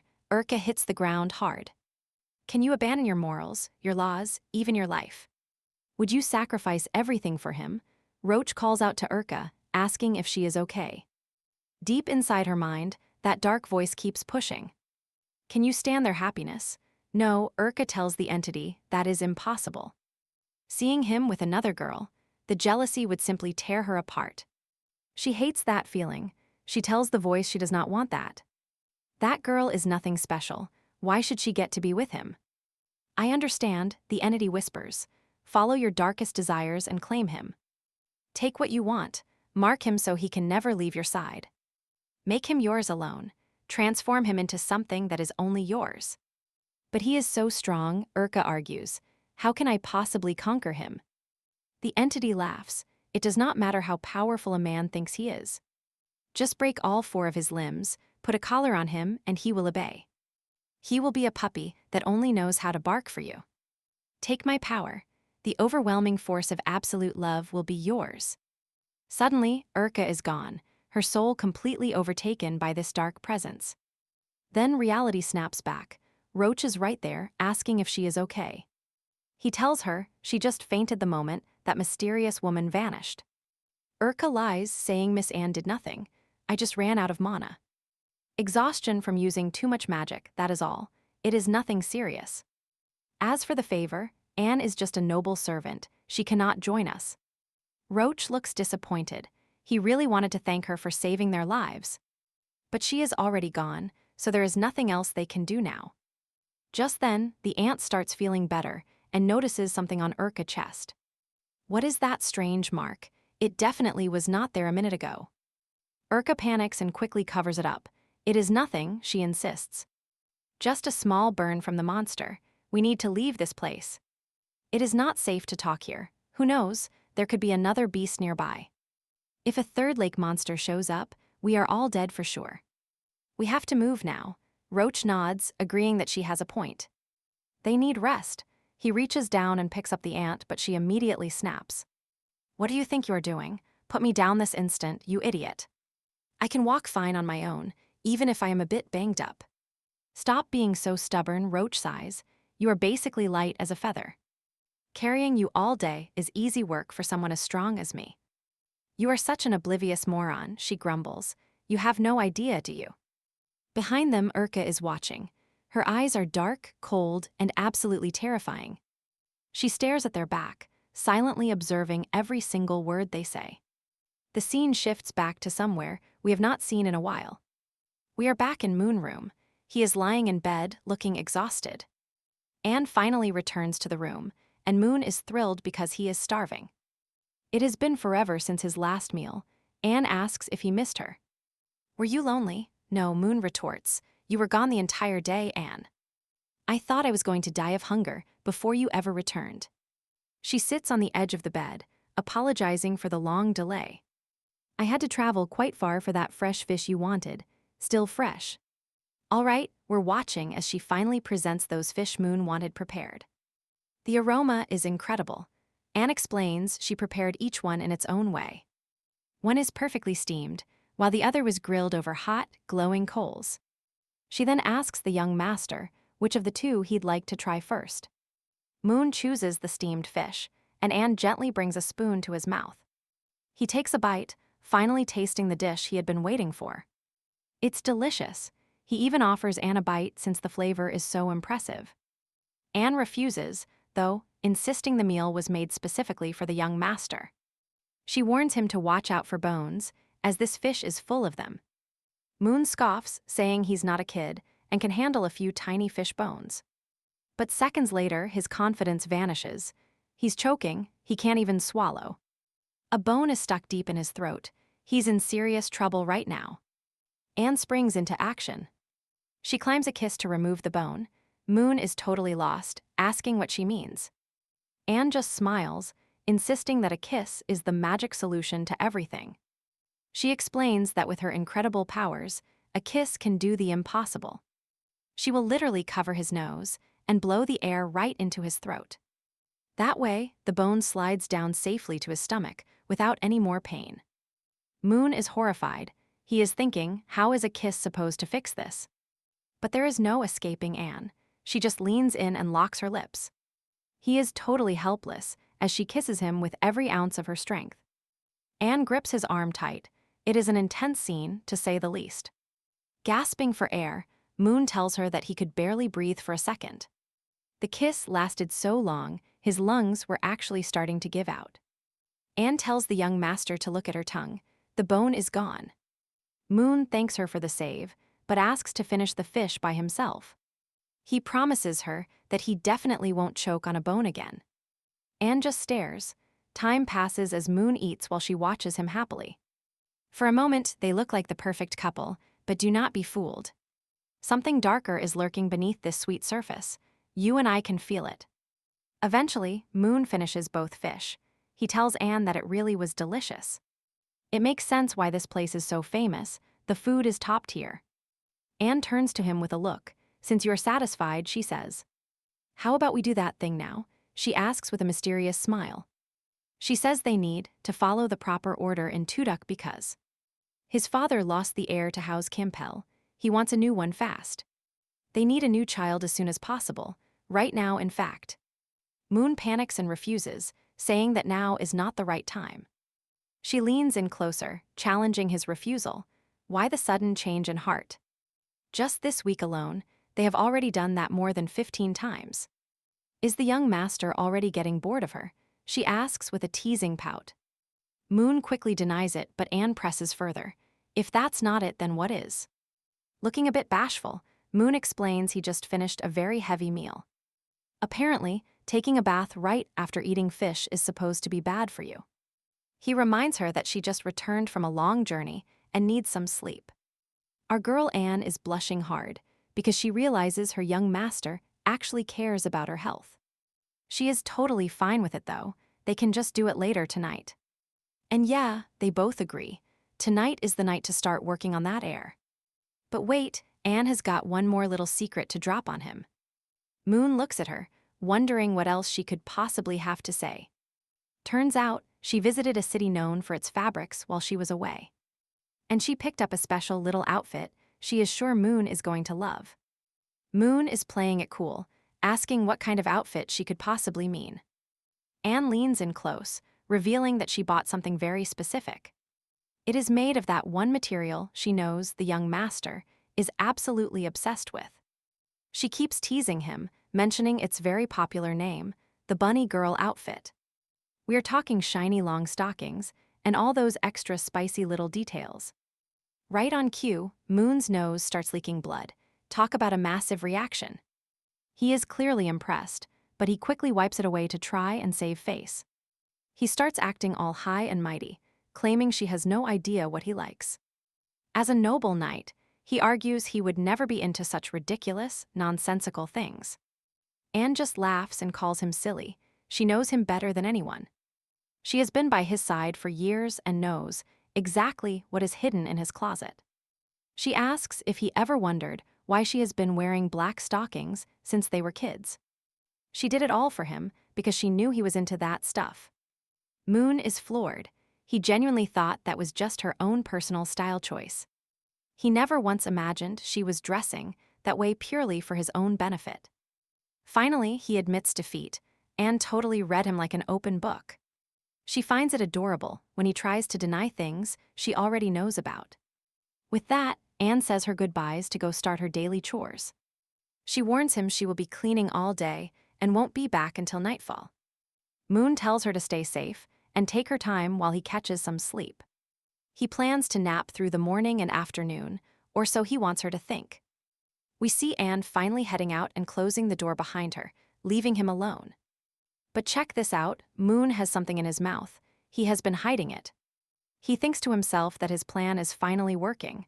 She is gone, and he is ready. He spits a sharp thorn into his hand. It is time for some serious action. Checking the black book, he sees it is exactly 3 p.m. Now the clock is ticking. Anne's schedule says she will be busy until 6. He has a very narrow window. Man, that black book is turning out to be way more useful than expected. He only has 3 hours to make his escape before Anne comes back to check. 3 hours to pick that lock, grab his gear, and vanish from this place for good. Moon approaches the door and prepares his secret weapon. He slides the thorn in. It is a special thorn opening technique he learned straight from the pages of that book. After a quick look inside, he realizes this lock has an 8-core system. He pulls back for a second, totally stunned by how complex this thing really is. There are 8 internal mechanisms he is going to have to bypass one by one. He starts mapping out exactly how this lock is supposed to work. He needs to align all 8 cores at the exact same time with that thorn. If he messes up even one, the whole thing will just reset and lock him in. Back to square one. In other words, the situation was incredibly delicate. Plus, he knew those thorns were super fragile. If the lock kicked back, the mechanism would just snap them. He was walking on thin ice here. He could lose his only tools and his one shot at escaping today. He only had 4 good, long thorns left. The rest were just useless. They were too short and weak, but broken thorns were a small problem. The real danger, Anne would find out, she would notice the lock. She would realize someone messed with it, and then, no more freedom. She would lock him down forever. It was truly now or never. This was his final window to get out. Moon tried the door again. He tried over and over with no luck. Frustrated, he hit the floor. He rolled around in despair, thinking about those last 3 tricky mechanisms. While he lay there, he realized 90 minutes had already flown by. Time was running out. His chance to escape was disappearing right now. He even joked to himself that he should thank that master blacksmith. The door wouldn't budge, but as he stood, that black book appeared again. It showed up on its own. Moon grabbed it and saw the time. It was 5:30 p.m., only 30 minutes left until Anne returned. Time was tight, and he was down to his very last fishbone. Moon had basically memorized 10 mechanisms, only 3 more to go now. This is his last hope. He decides to give it one more shot. He uses a secret move from the book, the thorn aperture technique. The ultimate power, yeah, that's really what they call it, but wait. Let's head to the kitchen. Anne and Noelle are busy cooking soup. Noelle takes a sip and realizes the fish soup is actually amazing. Anne caught the fish herself at Lake Paintball. Noelle is absolutely hooked. She says it is the best meal of her life. Anne is relieved. She thanks Noelle silently. After all, Noelle let her leave work early. The soup is ready and the mansion is clean. Everything is set. Now Anne can head back to Moon's room much earlier than expected. While Anne is lost in thought, Noelle starts talking about something strange. Ever since Moon's mother left, Anne has been cooking totally new things. She is making dishes she never made before and hiding the leftovers. Noelle is dying to know where all that extra food is going. She thinks she's finally cracked the case. She asks Anne a question. Are you secretly raising a pet here? Like a tiny kitten maybe? Anne is totally speechless. She just stands there while Noelle keeps talking. Noelle stops to think for a second. She remembers Moon hates animals. He never allowed them in the house, so a pet seems unlikely. But the question remains, where is she taking all that delicious food? Anne just smiles slightly, while Noelle keeps coming up with new theories. The young woman thinks that despite Moon's rules, Anne has a secret. She thinks Anne is just too kind to leave a stray animal alone. She believes Anne is hiding it from everyone to keep it safe. If the house found out she was harboring an animal, she'd be finished. This scandal could cost her the head maid job, since it is strictly forbidden. Noelle cuts to the chase, asking if she has finally caught Anne in the act. Ever the mystery, Anne simply asks if Noelle can keep a little secret. Noelle agrees instantly. She has no problem keeping quiet because she just loves cats. Bursting with excitement, Noelle begs to see the little kitten Anne is hiding. But Anne shuts it down. Not yet. She explains the situation isn't that simple. The poor thing is terrified of people because of how it was treated before. It needs alone time with Anne first. Maybe in a few weeks she will show her. Noelle understands. She just wants Anne to give that sweet little animal some love. But you and I know that kitten is actually a whole person locked downstairs. The act over, Anne opens a hidden floor hatch leading to her secret prison. She sighs with relief. It is lucky Noelle didn't push to see that room today. Because if she had, Anne's internal monologue is chilling. She would have killed her. Crisis averted. Now, Anne actually starts thinking Noelle might be onto something good. Maybe her captive main character really does need a pet to keep him company. She imagines Moon must be getting pretty bored trapped in that dark room alone. Meanwhile, Moon is frantically trying to bust that door open as fast as possible.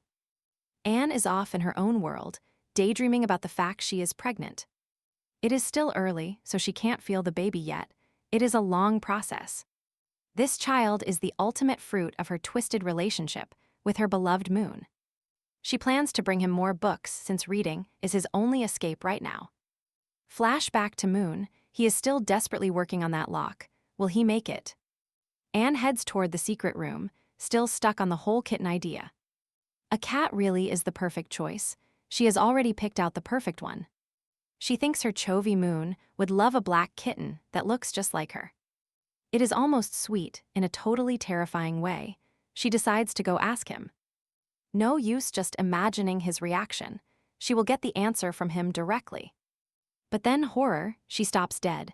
The food tray clatters to the stone floor. The door is wide open. Her bird has flown the coop. Moon has escaped. Now we follow him. Moon is finally out of that cell, finally free. He realizes he is in an underground sewage tunnel. He needs to find airflow. He feels a faint breeze. He follows it, hoping it leads to an exit. This is likely where the mansion's waste drains out. It is his only chance. He stumbles in the dark. It is pitch black and he can barely see a thing. Between the darkness and the thick dust, navigating this tunnel is a total nightmare. Then he remembers a trick from his time inside the book dimension, light magic. He focuses on a simple spell. It is a basic move, but a lifesaver. Moon beams with pride as a light flickers to life. He actually did it. It is a small victory, but huge for him. Then something cuts through the air. A knife whistles past his head. Moon freezes, his heart stopping in his chest. He looks back. He has run so far, but it didn't matter. She is there. And threw that blade with impossible accuracy from a massive distance away. You and I can see the obsession in her eyes. She is using all her magic. She has found her young master, and she is never, ever letting him go again. The hunt is on. Anne charges into the darkness after her runaway prize. Moon behind him, our hero knew he was cornered. Anne had already tracked him down. After working this hard, he refused to be caught. This was his one shot at freedom. He shouted for her to stop underestimating him. He wasn't that weak kid anymore. Our main character unleashed his new spell, Shadow Step, but Anne was one step ahead. She summoned her liquid metal magic, forging a deadly rain of blades and steel. The room was shredded, but she wasn't aiming for a killing blow. Her goal wasn't to end his life. No, she just wanted him back in custody. With a cold, piercing gaze, she focused solely on dragging the young master home. Suddenly, a massive wardrobe plummeted from the ceiling right toward her head. Without missing a beat, she shattered the heavy wood with a single powerful kick. She pushed forward, hunting for him, but when she cleared the debris, he was gone. Gone without a trace. Seriously, where could the young master have vanished to now? She assumed he must have secretly mastered shadow steps during his time at school. That was the only logic she had for how he slipped through her fingers. Little did she know, our guy learned that elite technique just by watching a necromancer. She was positive every exit was sealed by the destruction, yet he still escaped. But here's the twist, the young master was hiding in plain sight. He was tucked inside a wardrobe, watching her every move. She had no clue. She admitted to herself that she had massively underestimated his growth this time. He had evolved, sure, but she was still convinced he wouldn't get very far. There was nowhere left to run. She was going to find him, no matter what. Then she called out to him, promising to forgive everything if he just surrendered. All they had to do was go back to their secret room and talk. In a burst of pure frustration, she smashed a nearby wardrobe with her bare hand. Luckily for our hero, she picked the wrong one. Otherwise, his journey would be over. Our main character actually felt a bit guilty for running away from her like this. After all, she really did care for him. She fed him and protected him always. She was stunningly beautiful, but her way of showing affection was, well, a little intense. Looking around, Anne began to analyze the room. Something felt off to her. The airflow hadn't changed at all. That meant he was likely still in this room. But the worry started to creep in. What if he really did slip past her? Even with the air feeling normal, she couldn't shake the feeling of doubt. Fueled by determination, she vowed to catch him and sprinted off to search elsewhere. 10 minutes passed as our hero sat frozen inside that dark, cramped wardrobe. His heart was hammering against his ribs. That was way too close for comfort. He figured by now she'd be miles away, searching the mansion grounds for him. Finally, he reached for the handle, ready to make his real escape at last. But the moment he cracked the door open, he saw his absolute worst nightmare. Anne was right there. She lunged, shattering the wardrobe into tiny splinters. Nothing remained of his spot, but wait, it was just a dream. That wasn't the young master. It wasn't our hero at all, just a terrifying vision. Seriously, thank goodness that was just her imagination, or the series would be over. We see the real Anne walking away to continue her search in another room. It turns out our hero was actually hiding in the wardrobe right next door. He was inches away from her when she smashed that other piece of furniture. Hidden among the furniture, our hero huddles inside the wardrobe, thinking it is better to get far away from this mansion. If Noelle and the others realized what Anne was really doing to him, she would likely kill everyone. He just doesn't want any more blood on his hands. Soon, the rain starts pouring down outside. He waits a few more minutes for safety. Suddenly, that mysterious black book just appears and drops right onto his head. It honestly loves doing that. Moon thanks the book because that hit actually woke him up. Exhaustion had nearly taken him. Checking the book, he realizes 30 minutes have passed. Anne is likely still out there hunting for him, but he has to move now. If he stays hidden in this spot, she will suspect he's not upstairs anymore, but down here. It is go time. Moon activates his shadow steps to ghost right out of there. Finally, he slips out, carefully pushing the wardrobe away from his secret hiding spot. He is finally free. The relief is so overwhelming he almost wants to scream. He survived the escape, but he bites it back, knowing that one loud noise and Anne will be on him with pure fury. Better to stay quiet for now. No celebrating yet. It is time to run. He flees the capital immediately. He puts as much distance as possible between them. If she finds him again, that dark prophecy where she kills him will definitely come true. He needs to vanish. Stay away from everyone he knows and find somewhere brand new to start over. 2 days later, we are out in the barren plains now, a dry wasteland. It is the same area near that city where he visited the black market before. He is nearby, but totally spent after walking nonstop for 2 whole days. Finally, he is clear of the capital, which means he is finally far from Anne. He is literally nodding off on his feet after running for 48 hours.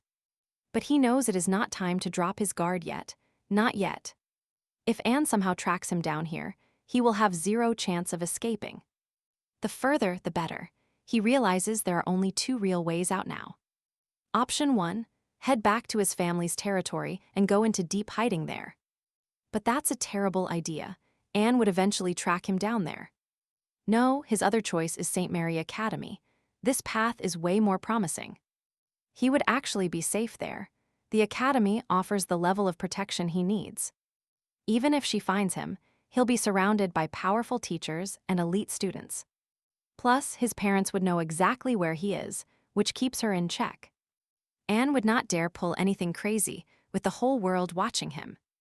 With fresh determination, our hero stands back up. Moon has a solid plan.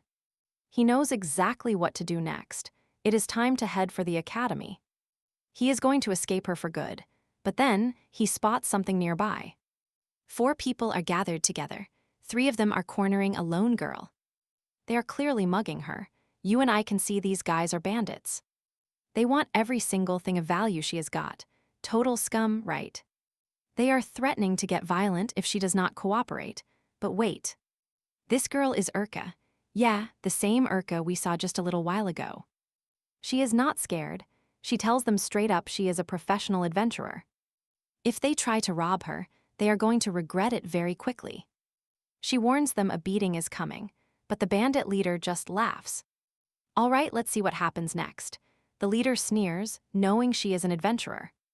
He assumes she is probably a mage, but claims they are not afraid of her. Since she is too close, she cannot use magic, plus she is all alone. If her mana runs dry, there is nothing she can do without any companions. Urka snaps back, arguing that they are mugging her in broad daylight, not at night. She is sure that some random person will pass by this road and help her. She even suggests a hero might appear and hurt them really badly. The leader just laughs in her face. A hero? Not in this lifetime, honey. He tells Urka she clearly does not realize that they are professional bandits. On the word professional, his lackeys behind him give a little demonstration of their skills. They show off their meticulous planning and foresight. These guys actually thought ahead. They have already mapped out an escape route and ways to keep her from fleeing. This is what it means to be a professional, they brag. No loose ends. The leader draws his blade, warning Urka not to even think about moving an inch. If she backs away, he threatens to cut off her hand. Now things are serious. Urka is in a real bind. As a mage, she needs distance to launch an attack. He repeats that no hero is coming. This path is completely deserted all day long. Literally nobody passes through here. She is all on her own, or so they think. But suddenly, someone shouts from afar, "You and I both know who is coming." It is our main man, Moon, but the bandits are clearly confused by his look. One of them looks at him and asks if he is some kind of blonde mermaid. He is comparing Moon to a mythical creature since he magically crawled out of the lake. Moon ignores the insults, stepping forward with a seriously imposing aura to confront them. He calls them out for 3 men ganging up on one girl. Brave, right? If you actually have courage, come and fight me instead. The bandits immediately agree. Moon is actually a bit surprised. They accepted that challenge way too fast. The leader turns to the mage, Katina, and tells her she is free to go. They found someone much more interesting to rob. Sorry, Urka, you have been replaced. Now their eyes are fixed on Moon, but he claims he has nothing worth stealing. He explains that he is only wearing these rags, not a single coin on him. Then he makes a wild proposal. If they want to rob him, do it later. Once he reaches the academy, he will pay 2,000 coins for each of their heads. The leader cuts him off, drawing his sword again. They do not want his money. He tells Moon they do not care about gold, clothes, or anything like that. They see guys every day, but Moon, he is something special to them. It is those blonde locks and blue eyes. He is way too pretty to ignore. If Moon were a woman, they would not be this interested, but he is a man. That makes the whole situation way more exciting for them. The leader turns to his crew. New plan, boys, forget the girl. The goal now is to capture Moon alive. These creeps do not want to rob or kill him. They have much darker intentions. Moon is absolutely terrified. He did not expect to run into this type of person. Not even in this world is he safe from these kinds of people. Their interest. They only have eyes for men.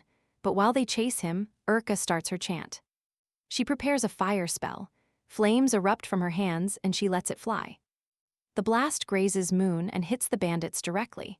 Talk about a fiery finale. All right, you and I are seeing magic incinerate these men, leaving Moon completely stunned. Such raw, overwhelming power. Finally, Urka walks right up to Armano Moon. It is a historic moment. Urka, once linked to Anne, is now building a brand new connection. She closes the distance, looking Moon in the eye and delivering the news. Those 3 idiots are finished. She jokingly tells Mr. Mermaid he can safely come out. Urka thanks Moon for keeping them busy while she prepared her lethal spell. That distraction allowed her magic to end them. Moon modestly claims he did nothing. He just moved them back, but wow, he is seriously impressed by her strength. Her magic is truly incredible. Now curious, Urka leans in and asks a question. Does he work in exhibitionism? You know, those jobs where clothes are optional. She is only asking because Moon is currently standing there, wearing literal rags. He quickly explains it is nothing like that. There is a totally logical reason. He has his reasons for the outfit. Finally, he decides to introduce himself properly. My name is Moon, he says. He admits he is currently out of work. But even so, he says it is a real pleasure to meet her. Urka smiles. She shakes his hand and introduces herself. Urka, a former adventurer turned trainee. Now she trains constantly just to keep her husband happy. Wait, her husband. Moon asks if she is married. A bit shy, she reveals the big news. They just got married last night. This implies her beloved might be trapped elsewhere. He is likely in a similar bind as Moon, stuck in some distant place. Suddenly, a loud rumble erupts from Moon's stomach. Urka hears it loud and clear. Are you hungry? Moon admits he has not eaten a single thing in 2 days. 2 whole days. She kindly invites him over, promising to cook him a meal. Since he helped her escape those bandits, it is the least she can do. Now, you and I know that going 2 days without food is absolutely brutal. Looking at his rags, she offers him a spare outfit from her husband's closet. Moon is absolutely overjoyed. He never expected her to be this incredibly kind. She is a total saint, willing to give him both clothes and food. As they walk, he thanks her repeatedly. You are like a goddess of kindness. She insists she is nothing special, just an ordinary wife doing her very best. She is just a simple woman trying to support her husband however she can. Moon thinks her husband is the luckiest man alive to have such a wife.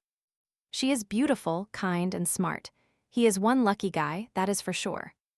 After walking a while, Moon gets curious. Why is a married woman out here? She explains she was in the city handling some important work for the family. She also used the trip as an excuse to buy some fresh local food. Moon finds the mention of work interesting. So, are you two both adventurers? She confirms it. Yes, they are, but right now they are on a break.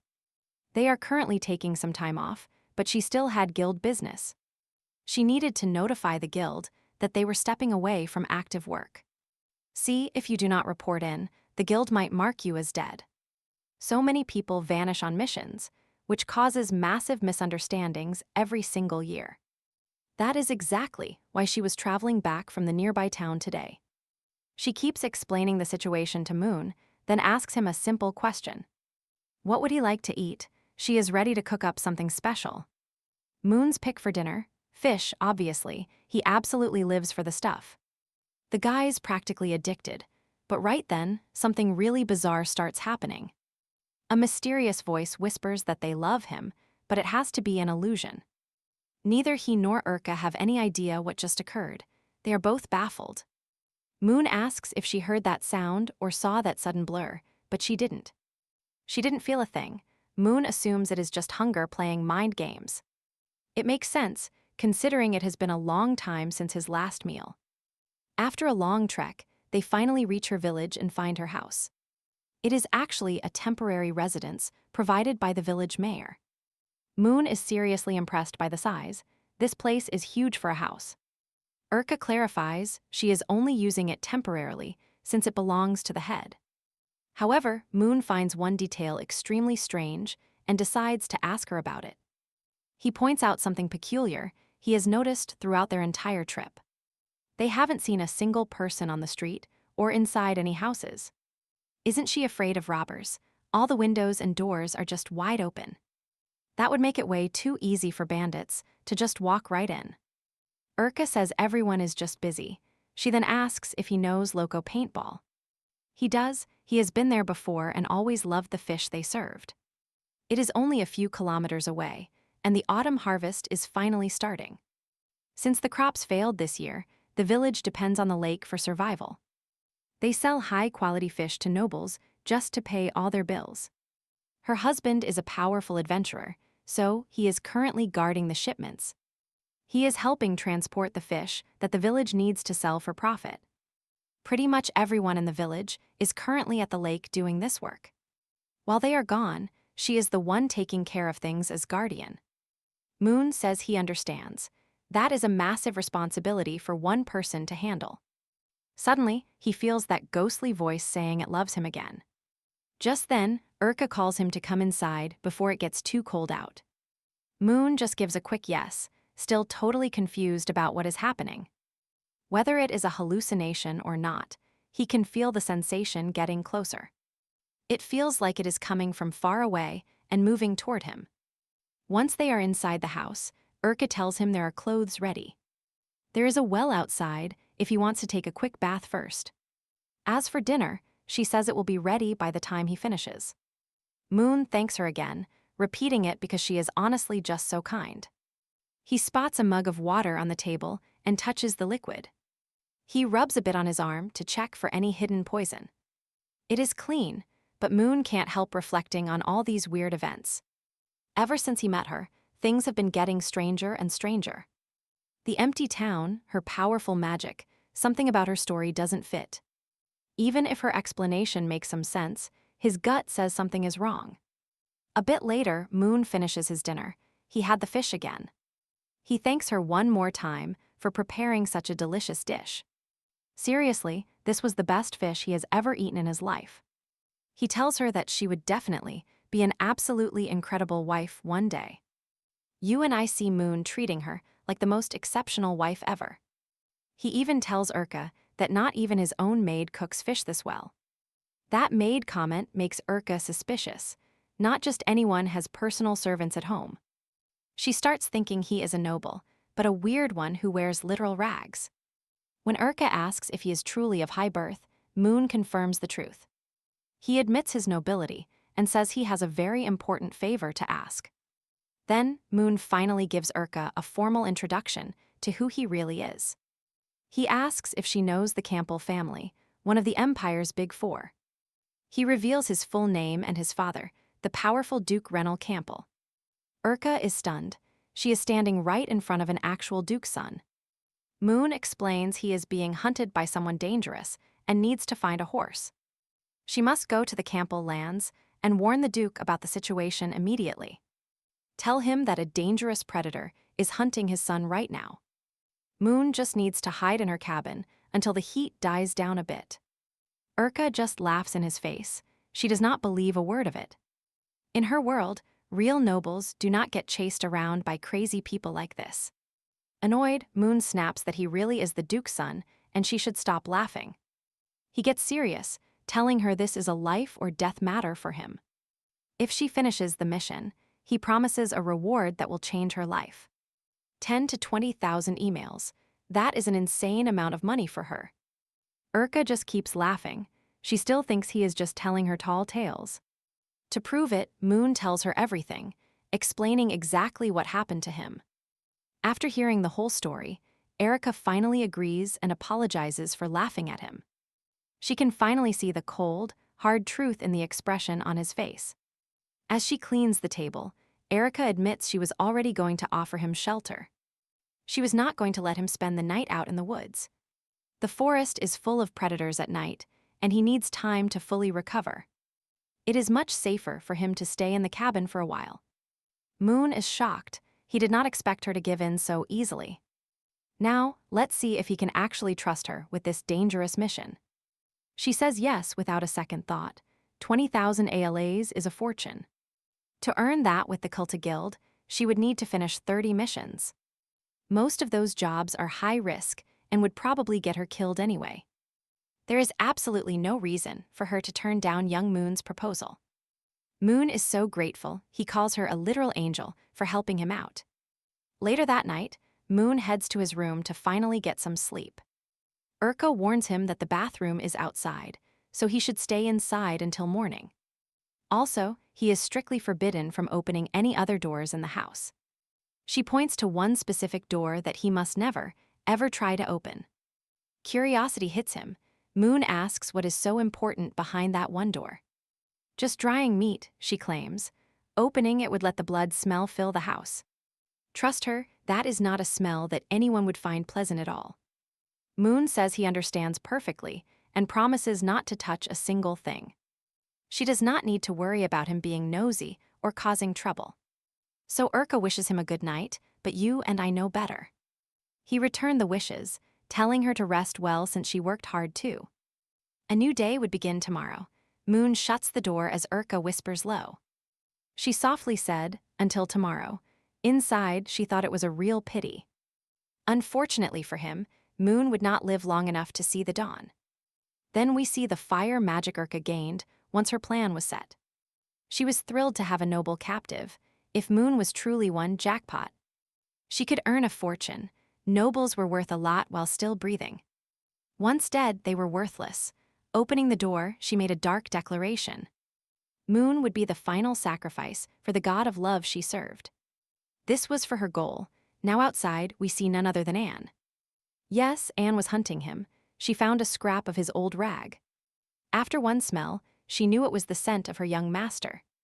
She was genuinely surprised. He had managed to get this far alone. Seeing a town nearby, Anne knew escaping her was totally impossible for him. It was inevitable. No matter where Moon ran, she would find him. Back inside the house, Moon is actually sleeping quite soundly for now. His face twitches as if he is waking up, and he does. Turns out, he drank way too much water before bed tonight. As we know, drinking a lot of water leads to a midnight wake-up. Nature calls, and you find yourself heading for the bathroom at midnight. Moon left his room, but on the way, he heard a strange bark. It came from the forbidden door, where all the meat was stored. He found the whole thing strange. Why keep a dog with meat scraps? That is suspicious, right? Moon thought it might be a very specific breed. Only a special dog would make a bark like that. Then, a shadow. Suddenly, Erica appeared behind him, giving the poor guy a fright. She asked why he was up. Is there a problem this late tonight? Does he need anything? Moon, still startled, looked at her and explained. He just felt the sudden need to answer a nature call. Basically, he said in a polite way that he needed the bathroom. Erica seemed to understand, but then Moon took a chance to ask. Were there any dogs in the mayor office? Erica gave a sweet look. She replied affectionately that the dog was hers, a very clever animal. She added that her pet was very calm and only barked when hungry. If it barked or made noise, it was only because it was hungry. Moon felt relieved and told Erica it makes sense since he heard a bark. He then asked to see the dog, since he absolutely loved animals. He specifically liked Colton breeds, those large dogs with that blonde fur. He adored those puppies. They were known for being incredibly smart, too. She apologized, though, saying she could not let him in. She explained the pet was very skittish and stayed hidden away.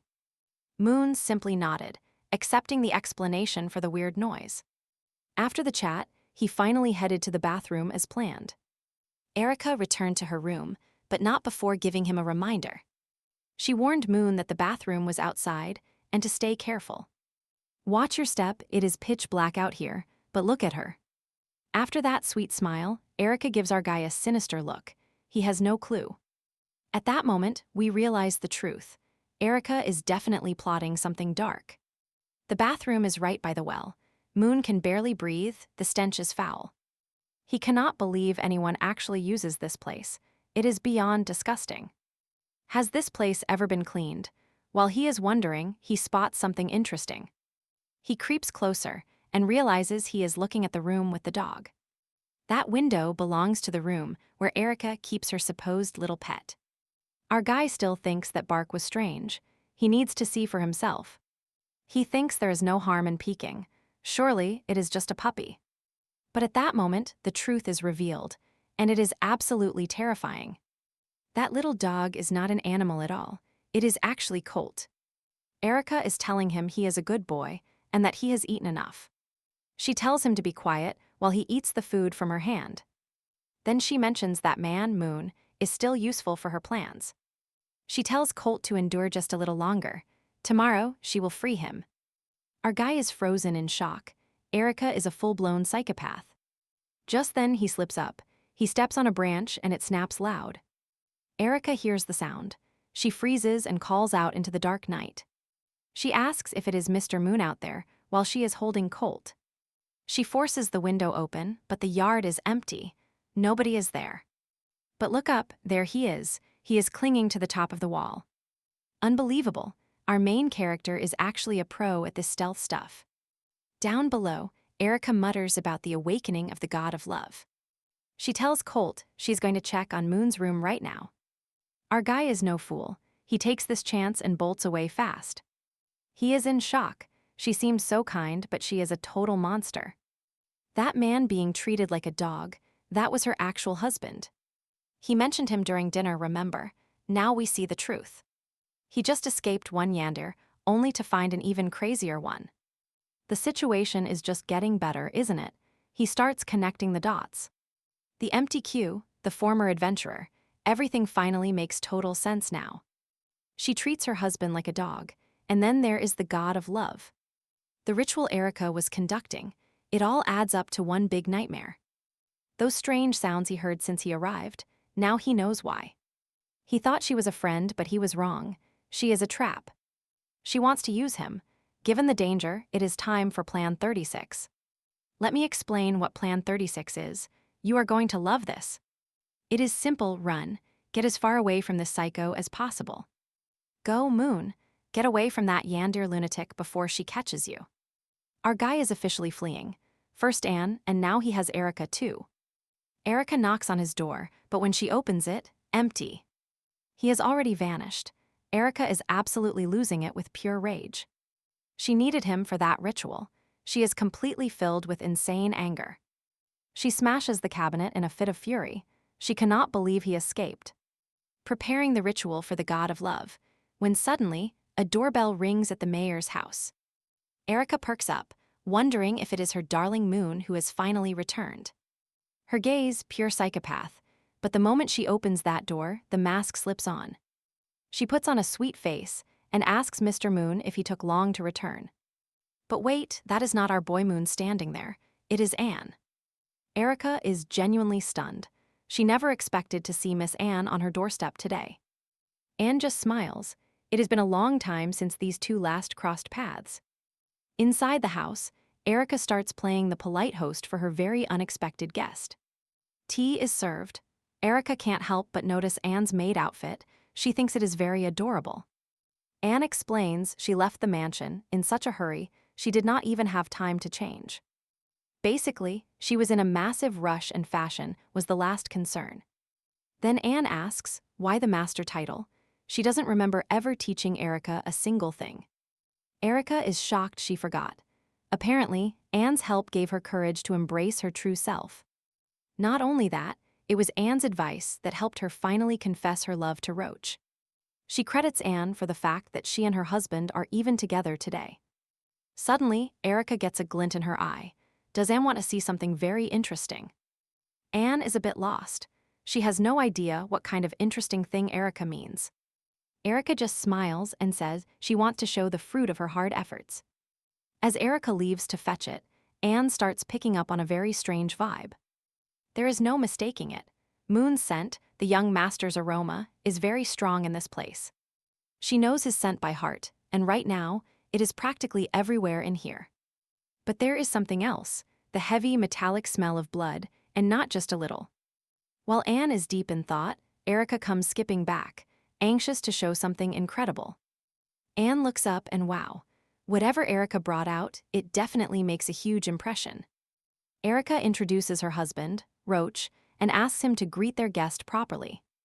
Instead of a polite hello, Roach just starts barking, like a literal dog. Erica asks for his paw and Roach obeys. He is totally committed to the role. She pets his head and calls him a good boy, while Anne just watches the scene. Anne's internal monologue is basically, is this some kind of intense couple roleplay happening right now? She actually thinks it is cool, just normal couple stuff, right? Here is the thing, Anne has no clue Erica is also a fellow Yandir. It is a meeting of two Yandirs. Anne tells Erica she did a very good job. Erica blushes, saying that as the master, Anne must have gone much further in love. She imagines Anne's husband must belong to her, body and soul, for all time. Erica sighs, admitting she is still far from reaching that level with her husband. But Anne shakes her head. In her mind, Erica is actually the one winning here. Anne explains she got sloppy and overconfident, letting her young master escape from her. Erica's ears perk up. She asks, is your beloved the one and only Mr. Moon? Anne freezes. A cold wave of dread hits her like a ton of bricks. She slowly confirms it. Yes, the young Moon is indeed her one true love. Then Anne drops the big question. Has Moon been inside this house recently? Erica doesn't miss a beat. She confirms that oh yes, he has definitely been here. Anne's panic spikes. She asks where he is now, was he not just in this room? Erica leans in to tell her the story. She found Mr. Moon totally exhausted. She notes that when she first got home, poor Moon looked absolutely drained of energy. Erica played the perfect host, offering him food and fresh clothes. She offered a place to stay, but when Erica checked, Moon was gone. He just vanished. No note, no warning, he simply escaped into the night. Anne asks how long he's been gone. Erica says it happened just now. Less than 2 hours, actually. Everything is still fresh. But here is the twist. Erica plans to sacrifice Moon in a love ritual. Anne is clueless, but we know better, never touch a Yandir's husband. Don't worry, Erica says. I've got a tracking spell ready to go. She'll use it to hunt down his trail through the dark forest. It's dark out, he couldn't have gotten very far. Move fast, and we'll catch him before he's gone. But before casting, Erica says she needs to grab something real quick. Anne agrees to wait, but Erica leaves her with a chilling warning. This is the mayor's house, so no prying into other rooms. Stay in this room, seriously, don't go exploring. Anne agrees, she'll stay right here until Erica returns. Sitting alone on the bed, Anne's heart sinks. Moon ran away again. He's literally crossed 3 cities just to get away from her. Maybe she's too strict. Should she give him more freedom? Her young master hates her guts, and she just can't understand why. I'm not a bad person, so why won't he love me? Maybe locking him in a cell and feeding him monster meat helped. Okay, yeah, maybe things would be better if she hadn't done that.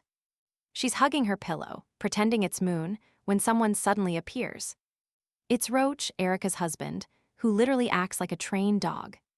Suddenly, Roach screams in agony. Run, get out of here, you have to leave right now. Anne's worried, but it's obvious, he's anything but okay. He just repeats her name, Erica. Don't go near her, he screams in desperation. The last room, everyone is in that last room. Leave before she gets you too, then he just snaps. Just like that, Roach is back to being a mindless, obedient pet. Anne just watches him, one thought remains, the last room. Now let's see what Erica's been hiding in that last room. Locked, the door won't budge. But Anne has magic, the lock clicks open. The door swings wide, and the stench of blood hits her. She's horrified, the entire village, it's all right here. Hacked into pieces, total carnage. Even the aunt, crucified. Anne is stunned, she never thought Erica would go this far. She looks at the victims, and her sense of justice wakes up. Even a Yandir like her won't just kill innocent people. Suddenly, a shadow appears behind her. Erica finally spoke up. Master found my secret, and it does not matter anymore. Then she asked, Master, we are identical. You understand what I feel, do you not? With a psychopathic grin, Erica confessed she did it all for love. Simply for love. Hearing this, Anne immediately felt a wave of pure dread wash over her entire soul. Ready to fight, she asked if the evil god had finally corrupted her innocent mind. Erica did not answer. She just started laughing like a complete and total maniac. She cackled, shouting that the evil god had absolutely nothing to do with her actions. Gripping a knife with a twisted look, she told Anne it was the god of love. The god of love was incredibly kind to me, fulfilling every deep desire I had in life. I did it all for him. Anne looked at her, sensing something was deeply wrong. This supposed power from a god of love felt strange and bloodstained to Anne now. She questioned Erica, asking what the cost was for killing everyone in the entire village. Laughing with total confidence, Erica claimed that the price was nothing at all for her. The god never asked her to kill. She did it because she simply wanted to. It was her true nature. Erica even said she and her master were very alike. Then came the chilling reveal. Only one more person was needed for the dark ritual. One more life to complete the work. Anne was the perfect final volunteer for it. Erica suggested her master should be the one to finish what she desired so much. Pointing the blade at Anne, she asked if her master would accept her final request. "Master, you will do this for love, right?" Anne knew she was completely gone now. Erica was beyond saving, a complete psychopath. Anne finally began to step forward toward her. Erica smiled, genuinely believing her master was coming to die for her right there. She was so happy that her master finally understood the darkness inside her heart. She promised her master it would be quick, cutting her throat so she would not feel pain. Anne lashed out with her iron rope spell, a liquid metal strike that cut through instantly. Blood sprayed everywhere as Erica collapsed to the ground, her life finally fading fast away. Anne felt a pang of pity, but she could not let the slaughter continue anymore. Dying on the cold ground, Erica gasped that she had not actually hurt anyone at all. "I only gave my love to everyone," she whispered. "Is love really so wrong, master?" Murder is never love. Anne's anger flared at the twisted logic being thrown at her. She told Erica to stop. This was not affection. This was just a senseless massacre. With her final breaths, Erica looked up and asked, "If this is not love, what is?" She stared at Anne, reminding her master that she was the one who taught her. Long ago, Anne told her to take what she wanted and follow her heart's desires. To conquer her goals, and that is exactly what the young girl had finally done. Anne walked away, a broken apology leaving her lips as Erica finally went still forever. Outside, she could not stop thinking about that mysterious god of love Erica mentioned. Erica likely did have some divine power, but this was certainly the wrong path taken. Anne realized she had inadvertently destroyed Erica with the advice she had once given her. You and I should see this as a warning. Advice can be a dangerous thing. Anne carries the heavy weight of this tragedy, but first, she must find young Master Moon.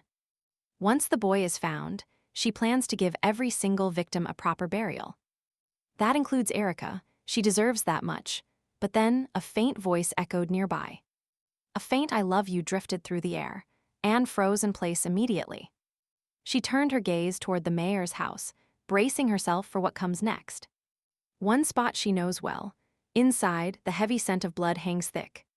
Suddenly, a flood of blood gushes from the house while a voice screams. It is twisted love. The residence ceiling explodes into a fountain of gore. Anne realizes this horrific tide of blood is actually the god of love. That thing took over Erica. Now, you and I see Moon running full speed. He is sprinting like a blue blur, absolutely exhausted from running all this far now. He figures he has gone so far that no one could possibly follow him. Not even Erica, but just then, we see Anne get thrown from the mansion. She flies through the air, landing right where Moon is. She misses him. He narrowly dodges the impact. He has no idea what is even happening here. What was that? He sees smoke by a tree and notices someone flying nearby. He wonders if it is a meteor shower, but then he hears a human voice. It is coming from that way, so he decides to go take a look. As he gets closer, he realizes it is Anne. This is how they met. He sees she is badly hurt. Anne is just happy to see young Moon, but she knows they are not safe here. Even though she is wounded, she is still so happy she found him. This is definitely one wild reunion for them. Moon is panicking, asking what happened. How is she so hurt? Who was it? He asks if she can stand. Anne tells him she cannot, and there is no time for talk. They have to get out of there right this second. Anne tells Moon she will hold the monster back while he makes his escape. Go now. Moon is confused, asking what she means by escape. That is when they see it. The blood monster appears. This thing is made from Erica and all the others. It is searching for its master, whereas Anne, it asks, screaming for her. Moon looks at the giant thing, horrified. He asks Anne what that creature is. It is Erica and the others. She talks to them, asking for their love. She wants them to merge into her body. Moon is absolutely disgusted by that. Become part of a monster? What even is this? Erica suddenly notices Moon is standing there. She points at him, declaring that she loves him just as much too, while she starts firing blood spears right at him. She is ready to kill him now. Moon finally sees that it is Erica, but Anne grabs and throws him. A massive explosion of blood hits where he was standing. Anne saved his life. But her leg is destroyed. She cannot walk. They both hit the ground. Anne is badly hurt, while Moon just bangs his head. He sees her bleeding out. He tells her to lean on him. Her leg is torn up, but she insists she is fine. She tells Moon to run, while she takes on Erica. With a weak smile, she tells him to stay calm. Once she is done, she will come find him. Just then, Erica appears, grabbing their attention right now. She moves forward, smashing everything in her path. This is getting intense, you and I. Erica is prepping a blood spell to blow everything up. She has lost it. Erica's power is overflowing. She is about to turn this entire area into a grave. Anne is barely standing, but her resolve is stronger than ever. Can they make it? The ground shakes as Erica draws closer. Nowhere left to hide. She advances, breaking everything in her path. Now, look at Erica then. She comments. She decides it is the perfect moment to share all her love. And then unleashes this terrifying blood magic that surges forward with unstoppable force. To counter, Anne uses liquid metal magic as a shield. She manifests sharp swords, but Moon activates shadow steps at 200%. This magic drastically boosts his speed. He grabs her instantly, saving her from the blast and returning the previous favor. The screen shows Moon sprinting with Anne in his arms as the world explodes. Erica is leveling everything. Anne looks up, confused, asking why he even saved her. He simply tells her she is a terrible liar. If she could actually kill Erica alone, she would have done it by now without a second thought. Moon knows Anne is not strong enough to win. Running is their only choice. He tells her that regardless of their messy past in Antur or Tura, she is still family to him. He will never let her be harmed by anyone. Not today, not ever. Moon then adds that when it comes to running away, he is the absolute expert. Activating shadow steps at maximum power, he disappears. He is moving so fast that even with Erica destroying the forest, he survives. He leaps through the chaos, moving like a ghost. Finally, they find some distance. But Moon is hitting his limit. This high-tier magic drains his energy fast. Carrying Anne only makes it worse. Seeing her worry, he reassures her softly. Do not worry, he says. We will be safe from Urka very soon. But their lead was not enough. Urka is already closing in, absolutely livid. She cannot understand why they reject her love. Moon tells Anne to hold on. Hold your breath, he commands. Before she can even react, he takes the plunge. He dives into the river, just as Urka's claws reach for their backs. As they hit the water, Moon gambles that her blood magic will dissolve here. And he was right. As Urka reaches into the current, her magic falls apart. The blood hands melt away. Moon's plan worked. They are safe for now. But looking back, Moon spots a new crisis. Anne cannot hold her breath. It is a total surprise. This girl is perfect at everything except the basics. Moon can stay submerged much longer, so he makes a desperate, necessary move. He pulls her clothes and kisses her, sharing the oxygen from his own lungs. Above them, Urka realizes they have vanished. She is frustrated and deeply confused. Why would they refuse her pure love? In a fit of absolute psychotic rage, she screams at the sky. Why will you not accept me? The sound is deafening. The force of her voice shatters the trees and rocks around the riverbank. Then her mind shifts. She only needs one more person for the love ritual. Even if this final sacrifice kills her, she is determined to see it through. With a manic look, Urka decides that Moon and Anne can wait for now. Once she has that last soul, she will become a true, living goddess. And then, the entire world will have no choice but to love her. Her voice shatters the world around her, pulverizing trees and stones in an instant. She realizes only one more sacrifice remains to finish the god of love ritual. The final offering might kill her, but she does not care about the cost. Looking more psychotic than ever, Urka decides that our heroes can wait for now. She just needs that last soul to ascend and become a true, living deity. Then she will force the entire world to bow and finally accept her love. Accept her love, everyone, including you. Yes, you.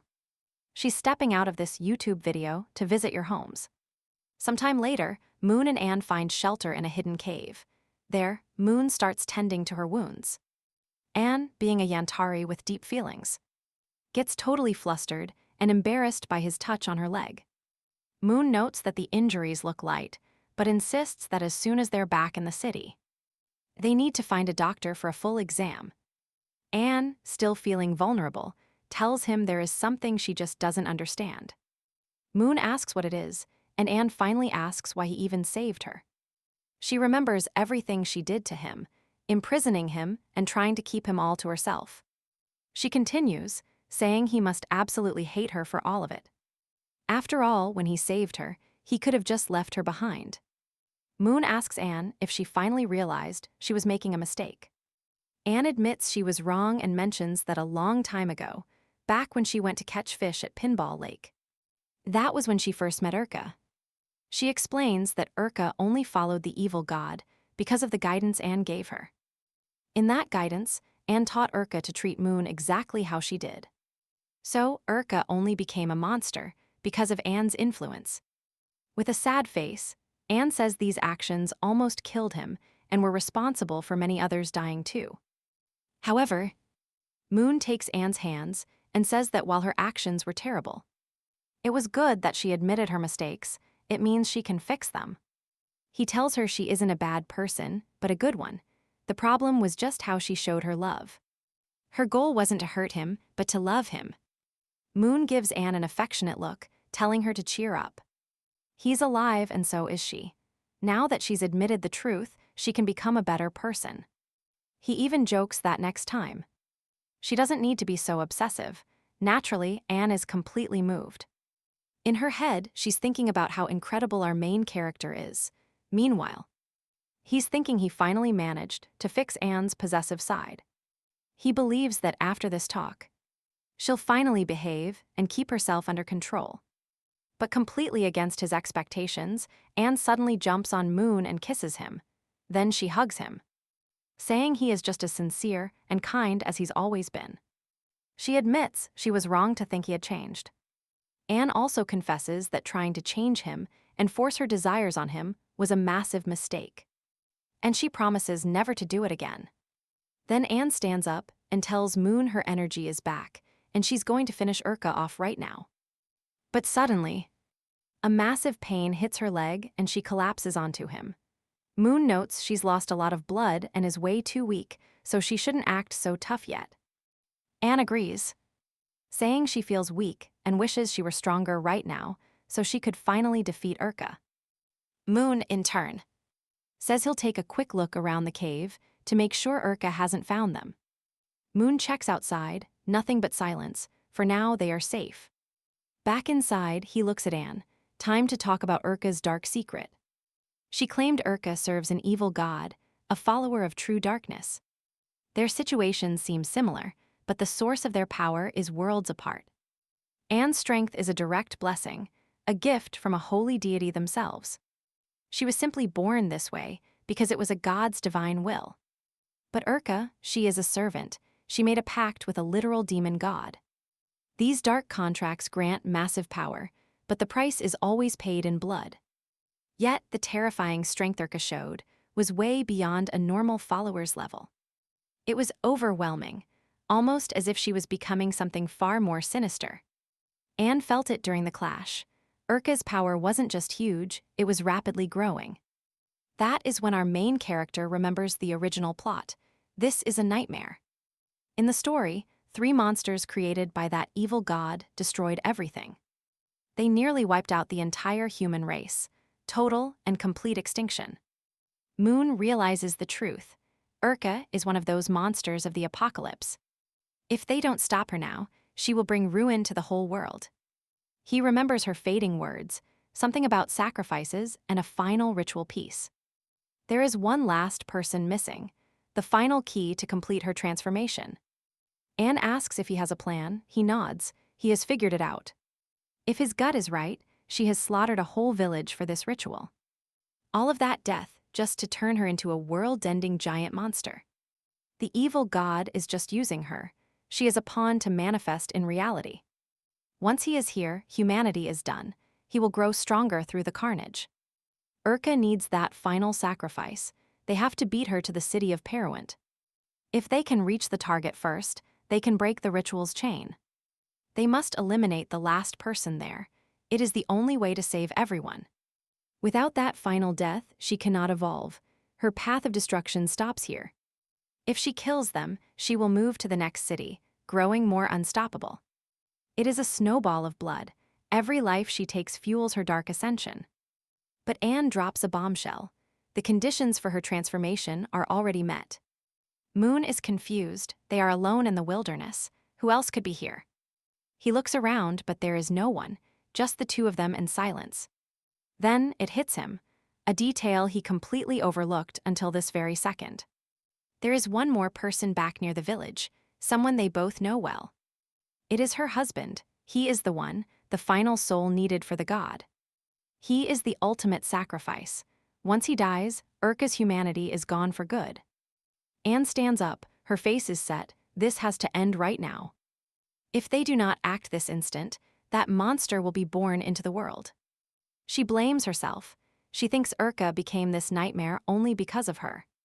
The burden of fixing this mess, she is taking it all on her shoulders. Moon offers to help. He is not letting her face this alone. But Anne refuses. She cannot let her young master walk into certain death. It is too dangerous, but he is not going because she needs him there. He is going for Urka. He has to stop her before any more blood spills. Deep down, he knows it. Urka isn't actually a bad person at heart. You and I are jumping back in. Moon remembers meeting her before the madness. He felt a real kindness in her. She was gentle and helped him out. In his eyes, she is not purely evil. She is still that good person. Since she once saved him, he will help Anne save her or end her. He has to stop the killing. That is his final, cold decision. But Anne snaps at Moon. This is not about willpower or being friends. She demands to know if the young master understands the sheer danger here. They are isolated, stuck without gear, and nobody is coming to help them. Their chances of stopping Urka are nearly 0, even if Anne goes all out. She cannot defeat that monster, let alone keep Moon safe from the carnage. Desperate, Anne pulls him into a hug. Moon finally gets her true fear. Victory is a pipe dream. Anne breaks down in tears, repeating the same words. She blames herself for this mess and refuses to let Moon die for her. If anything happens to him, she will never be able to forgive herself. Moon pulls her close, holding her tight, but then something catches his eye. Over her shoulder, he spots something small glinting on the cold dirt floor. It is just a single coin, a local melee, but then he looks closer. Behind that coin is a trail of gold. Anne wonders what he is seeing. Moon casts a quick light spell. Suddenly, the darkness of the cave vanishes. They find something massive, an incredible hoard of gold and powerful weapons. This was more than just a cave. It was a secret vault for bandits. Moon sees the signs. Blade marks on the walls prove people lived here. This place was a fortress for criminals, used for a very long time. After digging through the pile, Moon finally finds a perfect blade that feels right. Sword in hand, he asks if she is ready. Anne is already working. She gathered every scrap of steel, and melted it into glowing liquid metal. Because of her injury, she forged a metal harness to take to the skies. Now she can fight from above. Total genius move, right? They are locked in, prepared to face Urka and end this, one way or another. Moon gives the word. They are officially ready for the rescue mission now. The duo stands ready. They are fully geared up to confront the beast. In the distance, they see her. Urka, a giant, towering nightmare of a monster. She is massive, multiple arms and features that look straight out of hell. Urka screams for Roach. She is desperately searching for her lost husband. Moon watches as she wails about her love. He realizes Anne was right. Urka's power is spiraling. Her body just keeps growing larger by the second. She is easily 10 times her original size now, an unstoppable, mountain-sized beast. Moon takes a breath. Honestly, trying to save this thing feels like suicide. One wrong move, and he gets crushed or tossed across the horizon. Her strength is just terrifying. It makes his past battles look like child's play. Even that time, Celia nearly killed him at the mansion felt safer than this. He shakes the fear off. Those thoughts do not matter anymore. He cannot run, not while Anne is standing right there by his side. She cannot handle Urka alone. He has to stay, he has to fight. Moon declares his resolve. It doesn't matter if she is a god. Psychopath or Yandir, it didn't matter. He was determined to save her. He yells Urka's name from afar. Hey Urka, she turns, hearing Moon's voice. And he shouts even louder now. Look over here, I'm right here. Finally, she recognizes him, believing that Mr. Moon has finally accepted her love.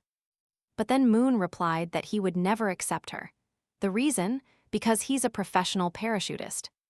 Yes, a parachutist. This isn't a joke. He actually claims he was a parachutist. A totally random declaration. Moon then suddenly leaps away from the giant iron pillar he was on. He gains speed as he shouted that he was the best parachutist in the world. Urka watches him, unleashing dark using magic that advanced towards him as he fell. Urka lunges for our main character at the exact moment he jumped. Moon smiles.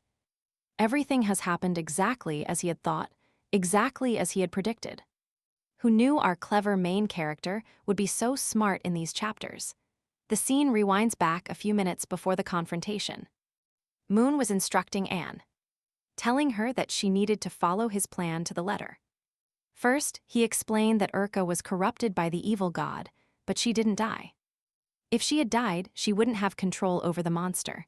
Therefore, Urka was still alive. He commented that their goal wasn't to kill her, but to find a way to eliminate the evil god's contamination from her body. There was probably an item from the evil god controlling her, such as a ring, a necklace, or some kind of amulet. He also added that world rules didn't allow such great power to be used out of nowhere. This reinforced his theory that the evil god had placed something inside Urka. We see her maid Anne, listening attentively as Moon explained that she needed to clear a path for him to reach Urka. The plan: Anne attacks the creature, allowing him to use his mobility to get close and find the source of the contamination. They would need at least 10 minutes. However, Anne argued that even if she could attack Urka with metal, she might not contain her for several minutes. So they would need to act fast. Moon told her not to worry as he would easily get Urka's attention and Anne should attack right after. Anne refused the idea, saying that the young master couldn't serve as bait. Even if Urka hadn't become a complete evil god, she was still dangerous, and it would be horrible if the young master got hurt. But Moon merely smiled as she spoke. He placed a finger over her lips and said that since it was just the two of them there, the strongest person was Anne. Therefore, he would have to serve as bait. Moon also commented that Anne didn't need to worry about the risk of Urka killing or hurting him. He continued, saying he would let Anne take complete care of him as she was the best maid of House Campbell, and he was sure that she would protect him with all her might, even as the bait to attract Urka's attention. Anne was left speechless. That declaration of trust seemed to touch her heart. The scene shifted to the dark forest at night. Anne asked Moon how he would know the exact moment Urka would attack them. Moon replied that the moment didn't matter. He would get her attention anyway, and that moment he declared was now. Next, Moon was seen falling from a cliff, while several of Urka's hands reached out towards him. However, it was revealed turns out Anne was hiding inside the metal pillar Moon jumped from. She emerges, conjuring deadly weapons of liquid metal to protect Moon. Those weapons shift into tiny swords, flying straight for Urka. Urka tries to defend herself, but the attacks hit home hard. Her body is shredded, riddled with holes like a firing squad victim. Anne pierces through her, leaving a massive hole in her stomach. Urka whispers, "Mistress," and smiles, genuinely happy to see Anne again. With a cold, serious gaze, Anne confirms she is finally back. They lock eyes as those liquid blades keep tearing into Urka. Anne declares her true mission: she has returned to save her. But the sentiment is cut short as their brutal fight continues. Urka keeps growing larger, while Anne launches a relentless, non-stop assault. Anne hurls a massive liquid metal spear with all her strength. Smoke rises from the wound as Anne watches her target closely. Urka admits these weapons are effective against demons, but not her. For her, liquid metal just doesn't work. She laughs, claiming to be an actual evil god. She rips the spear out, declaring that gods don't die easily. A voice suddenly interrupts. "Are you really a god, though?" Moon appears behind her, ready to prove she is no deity.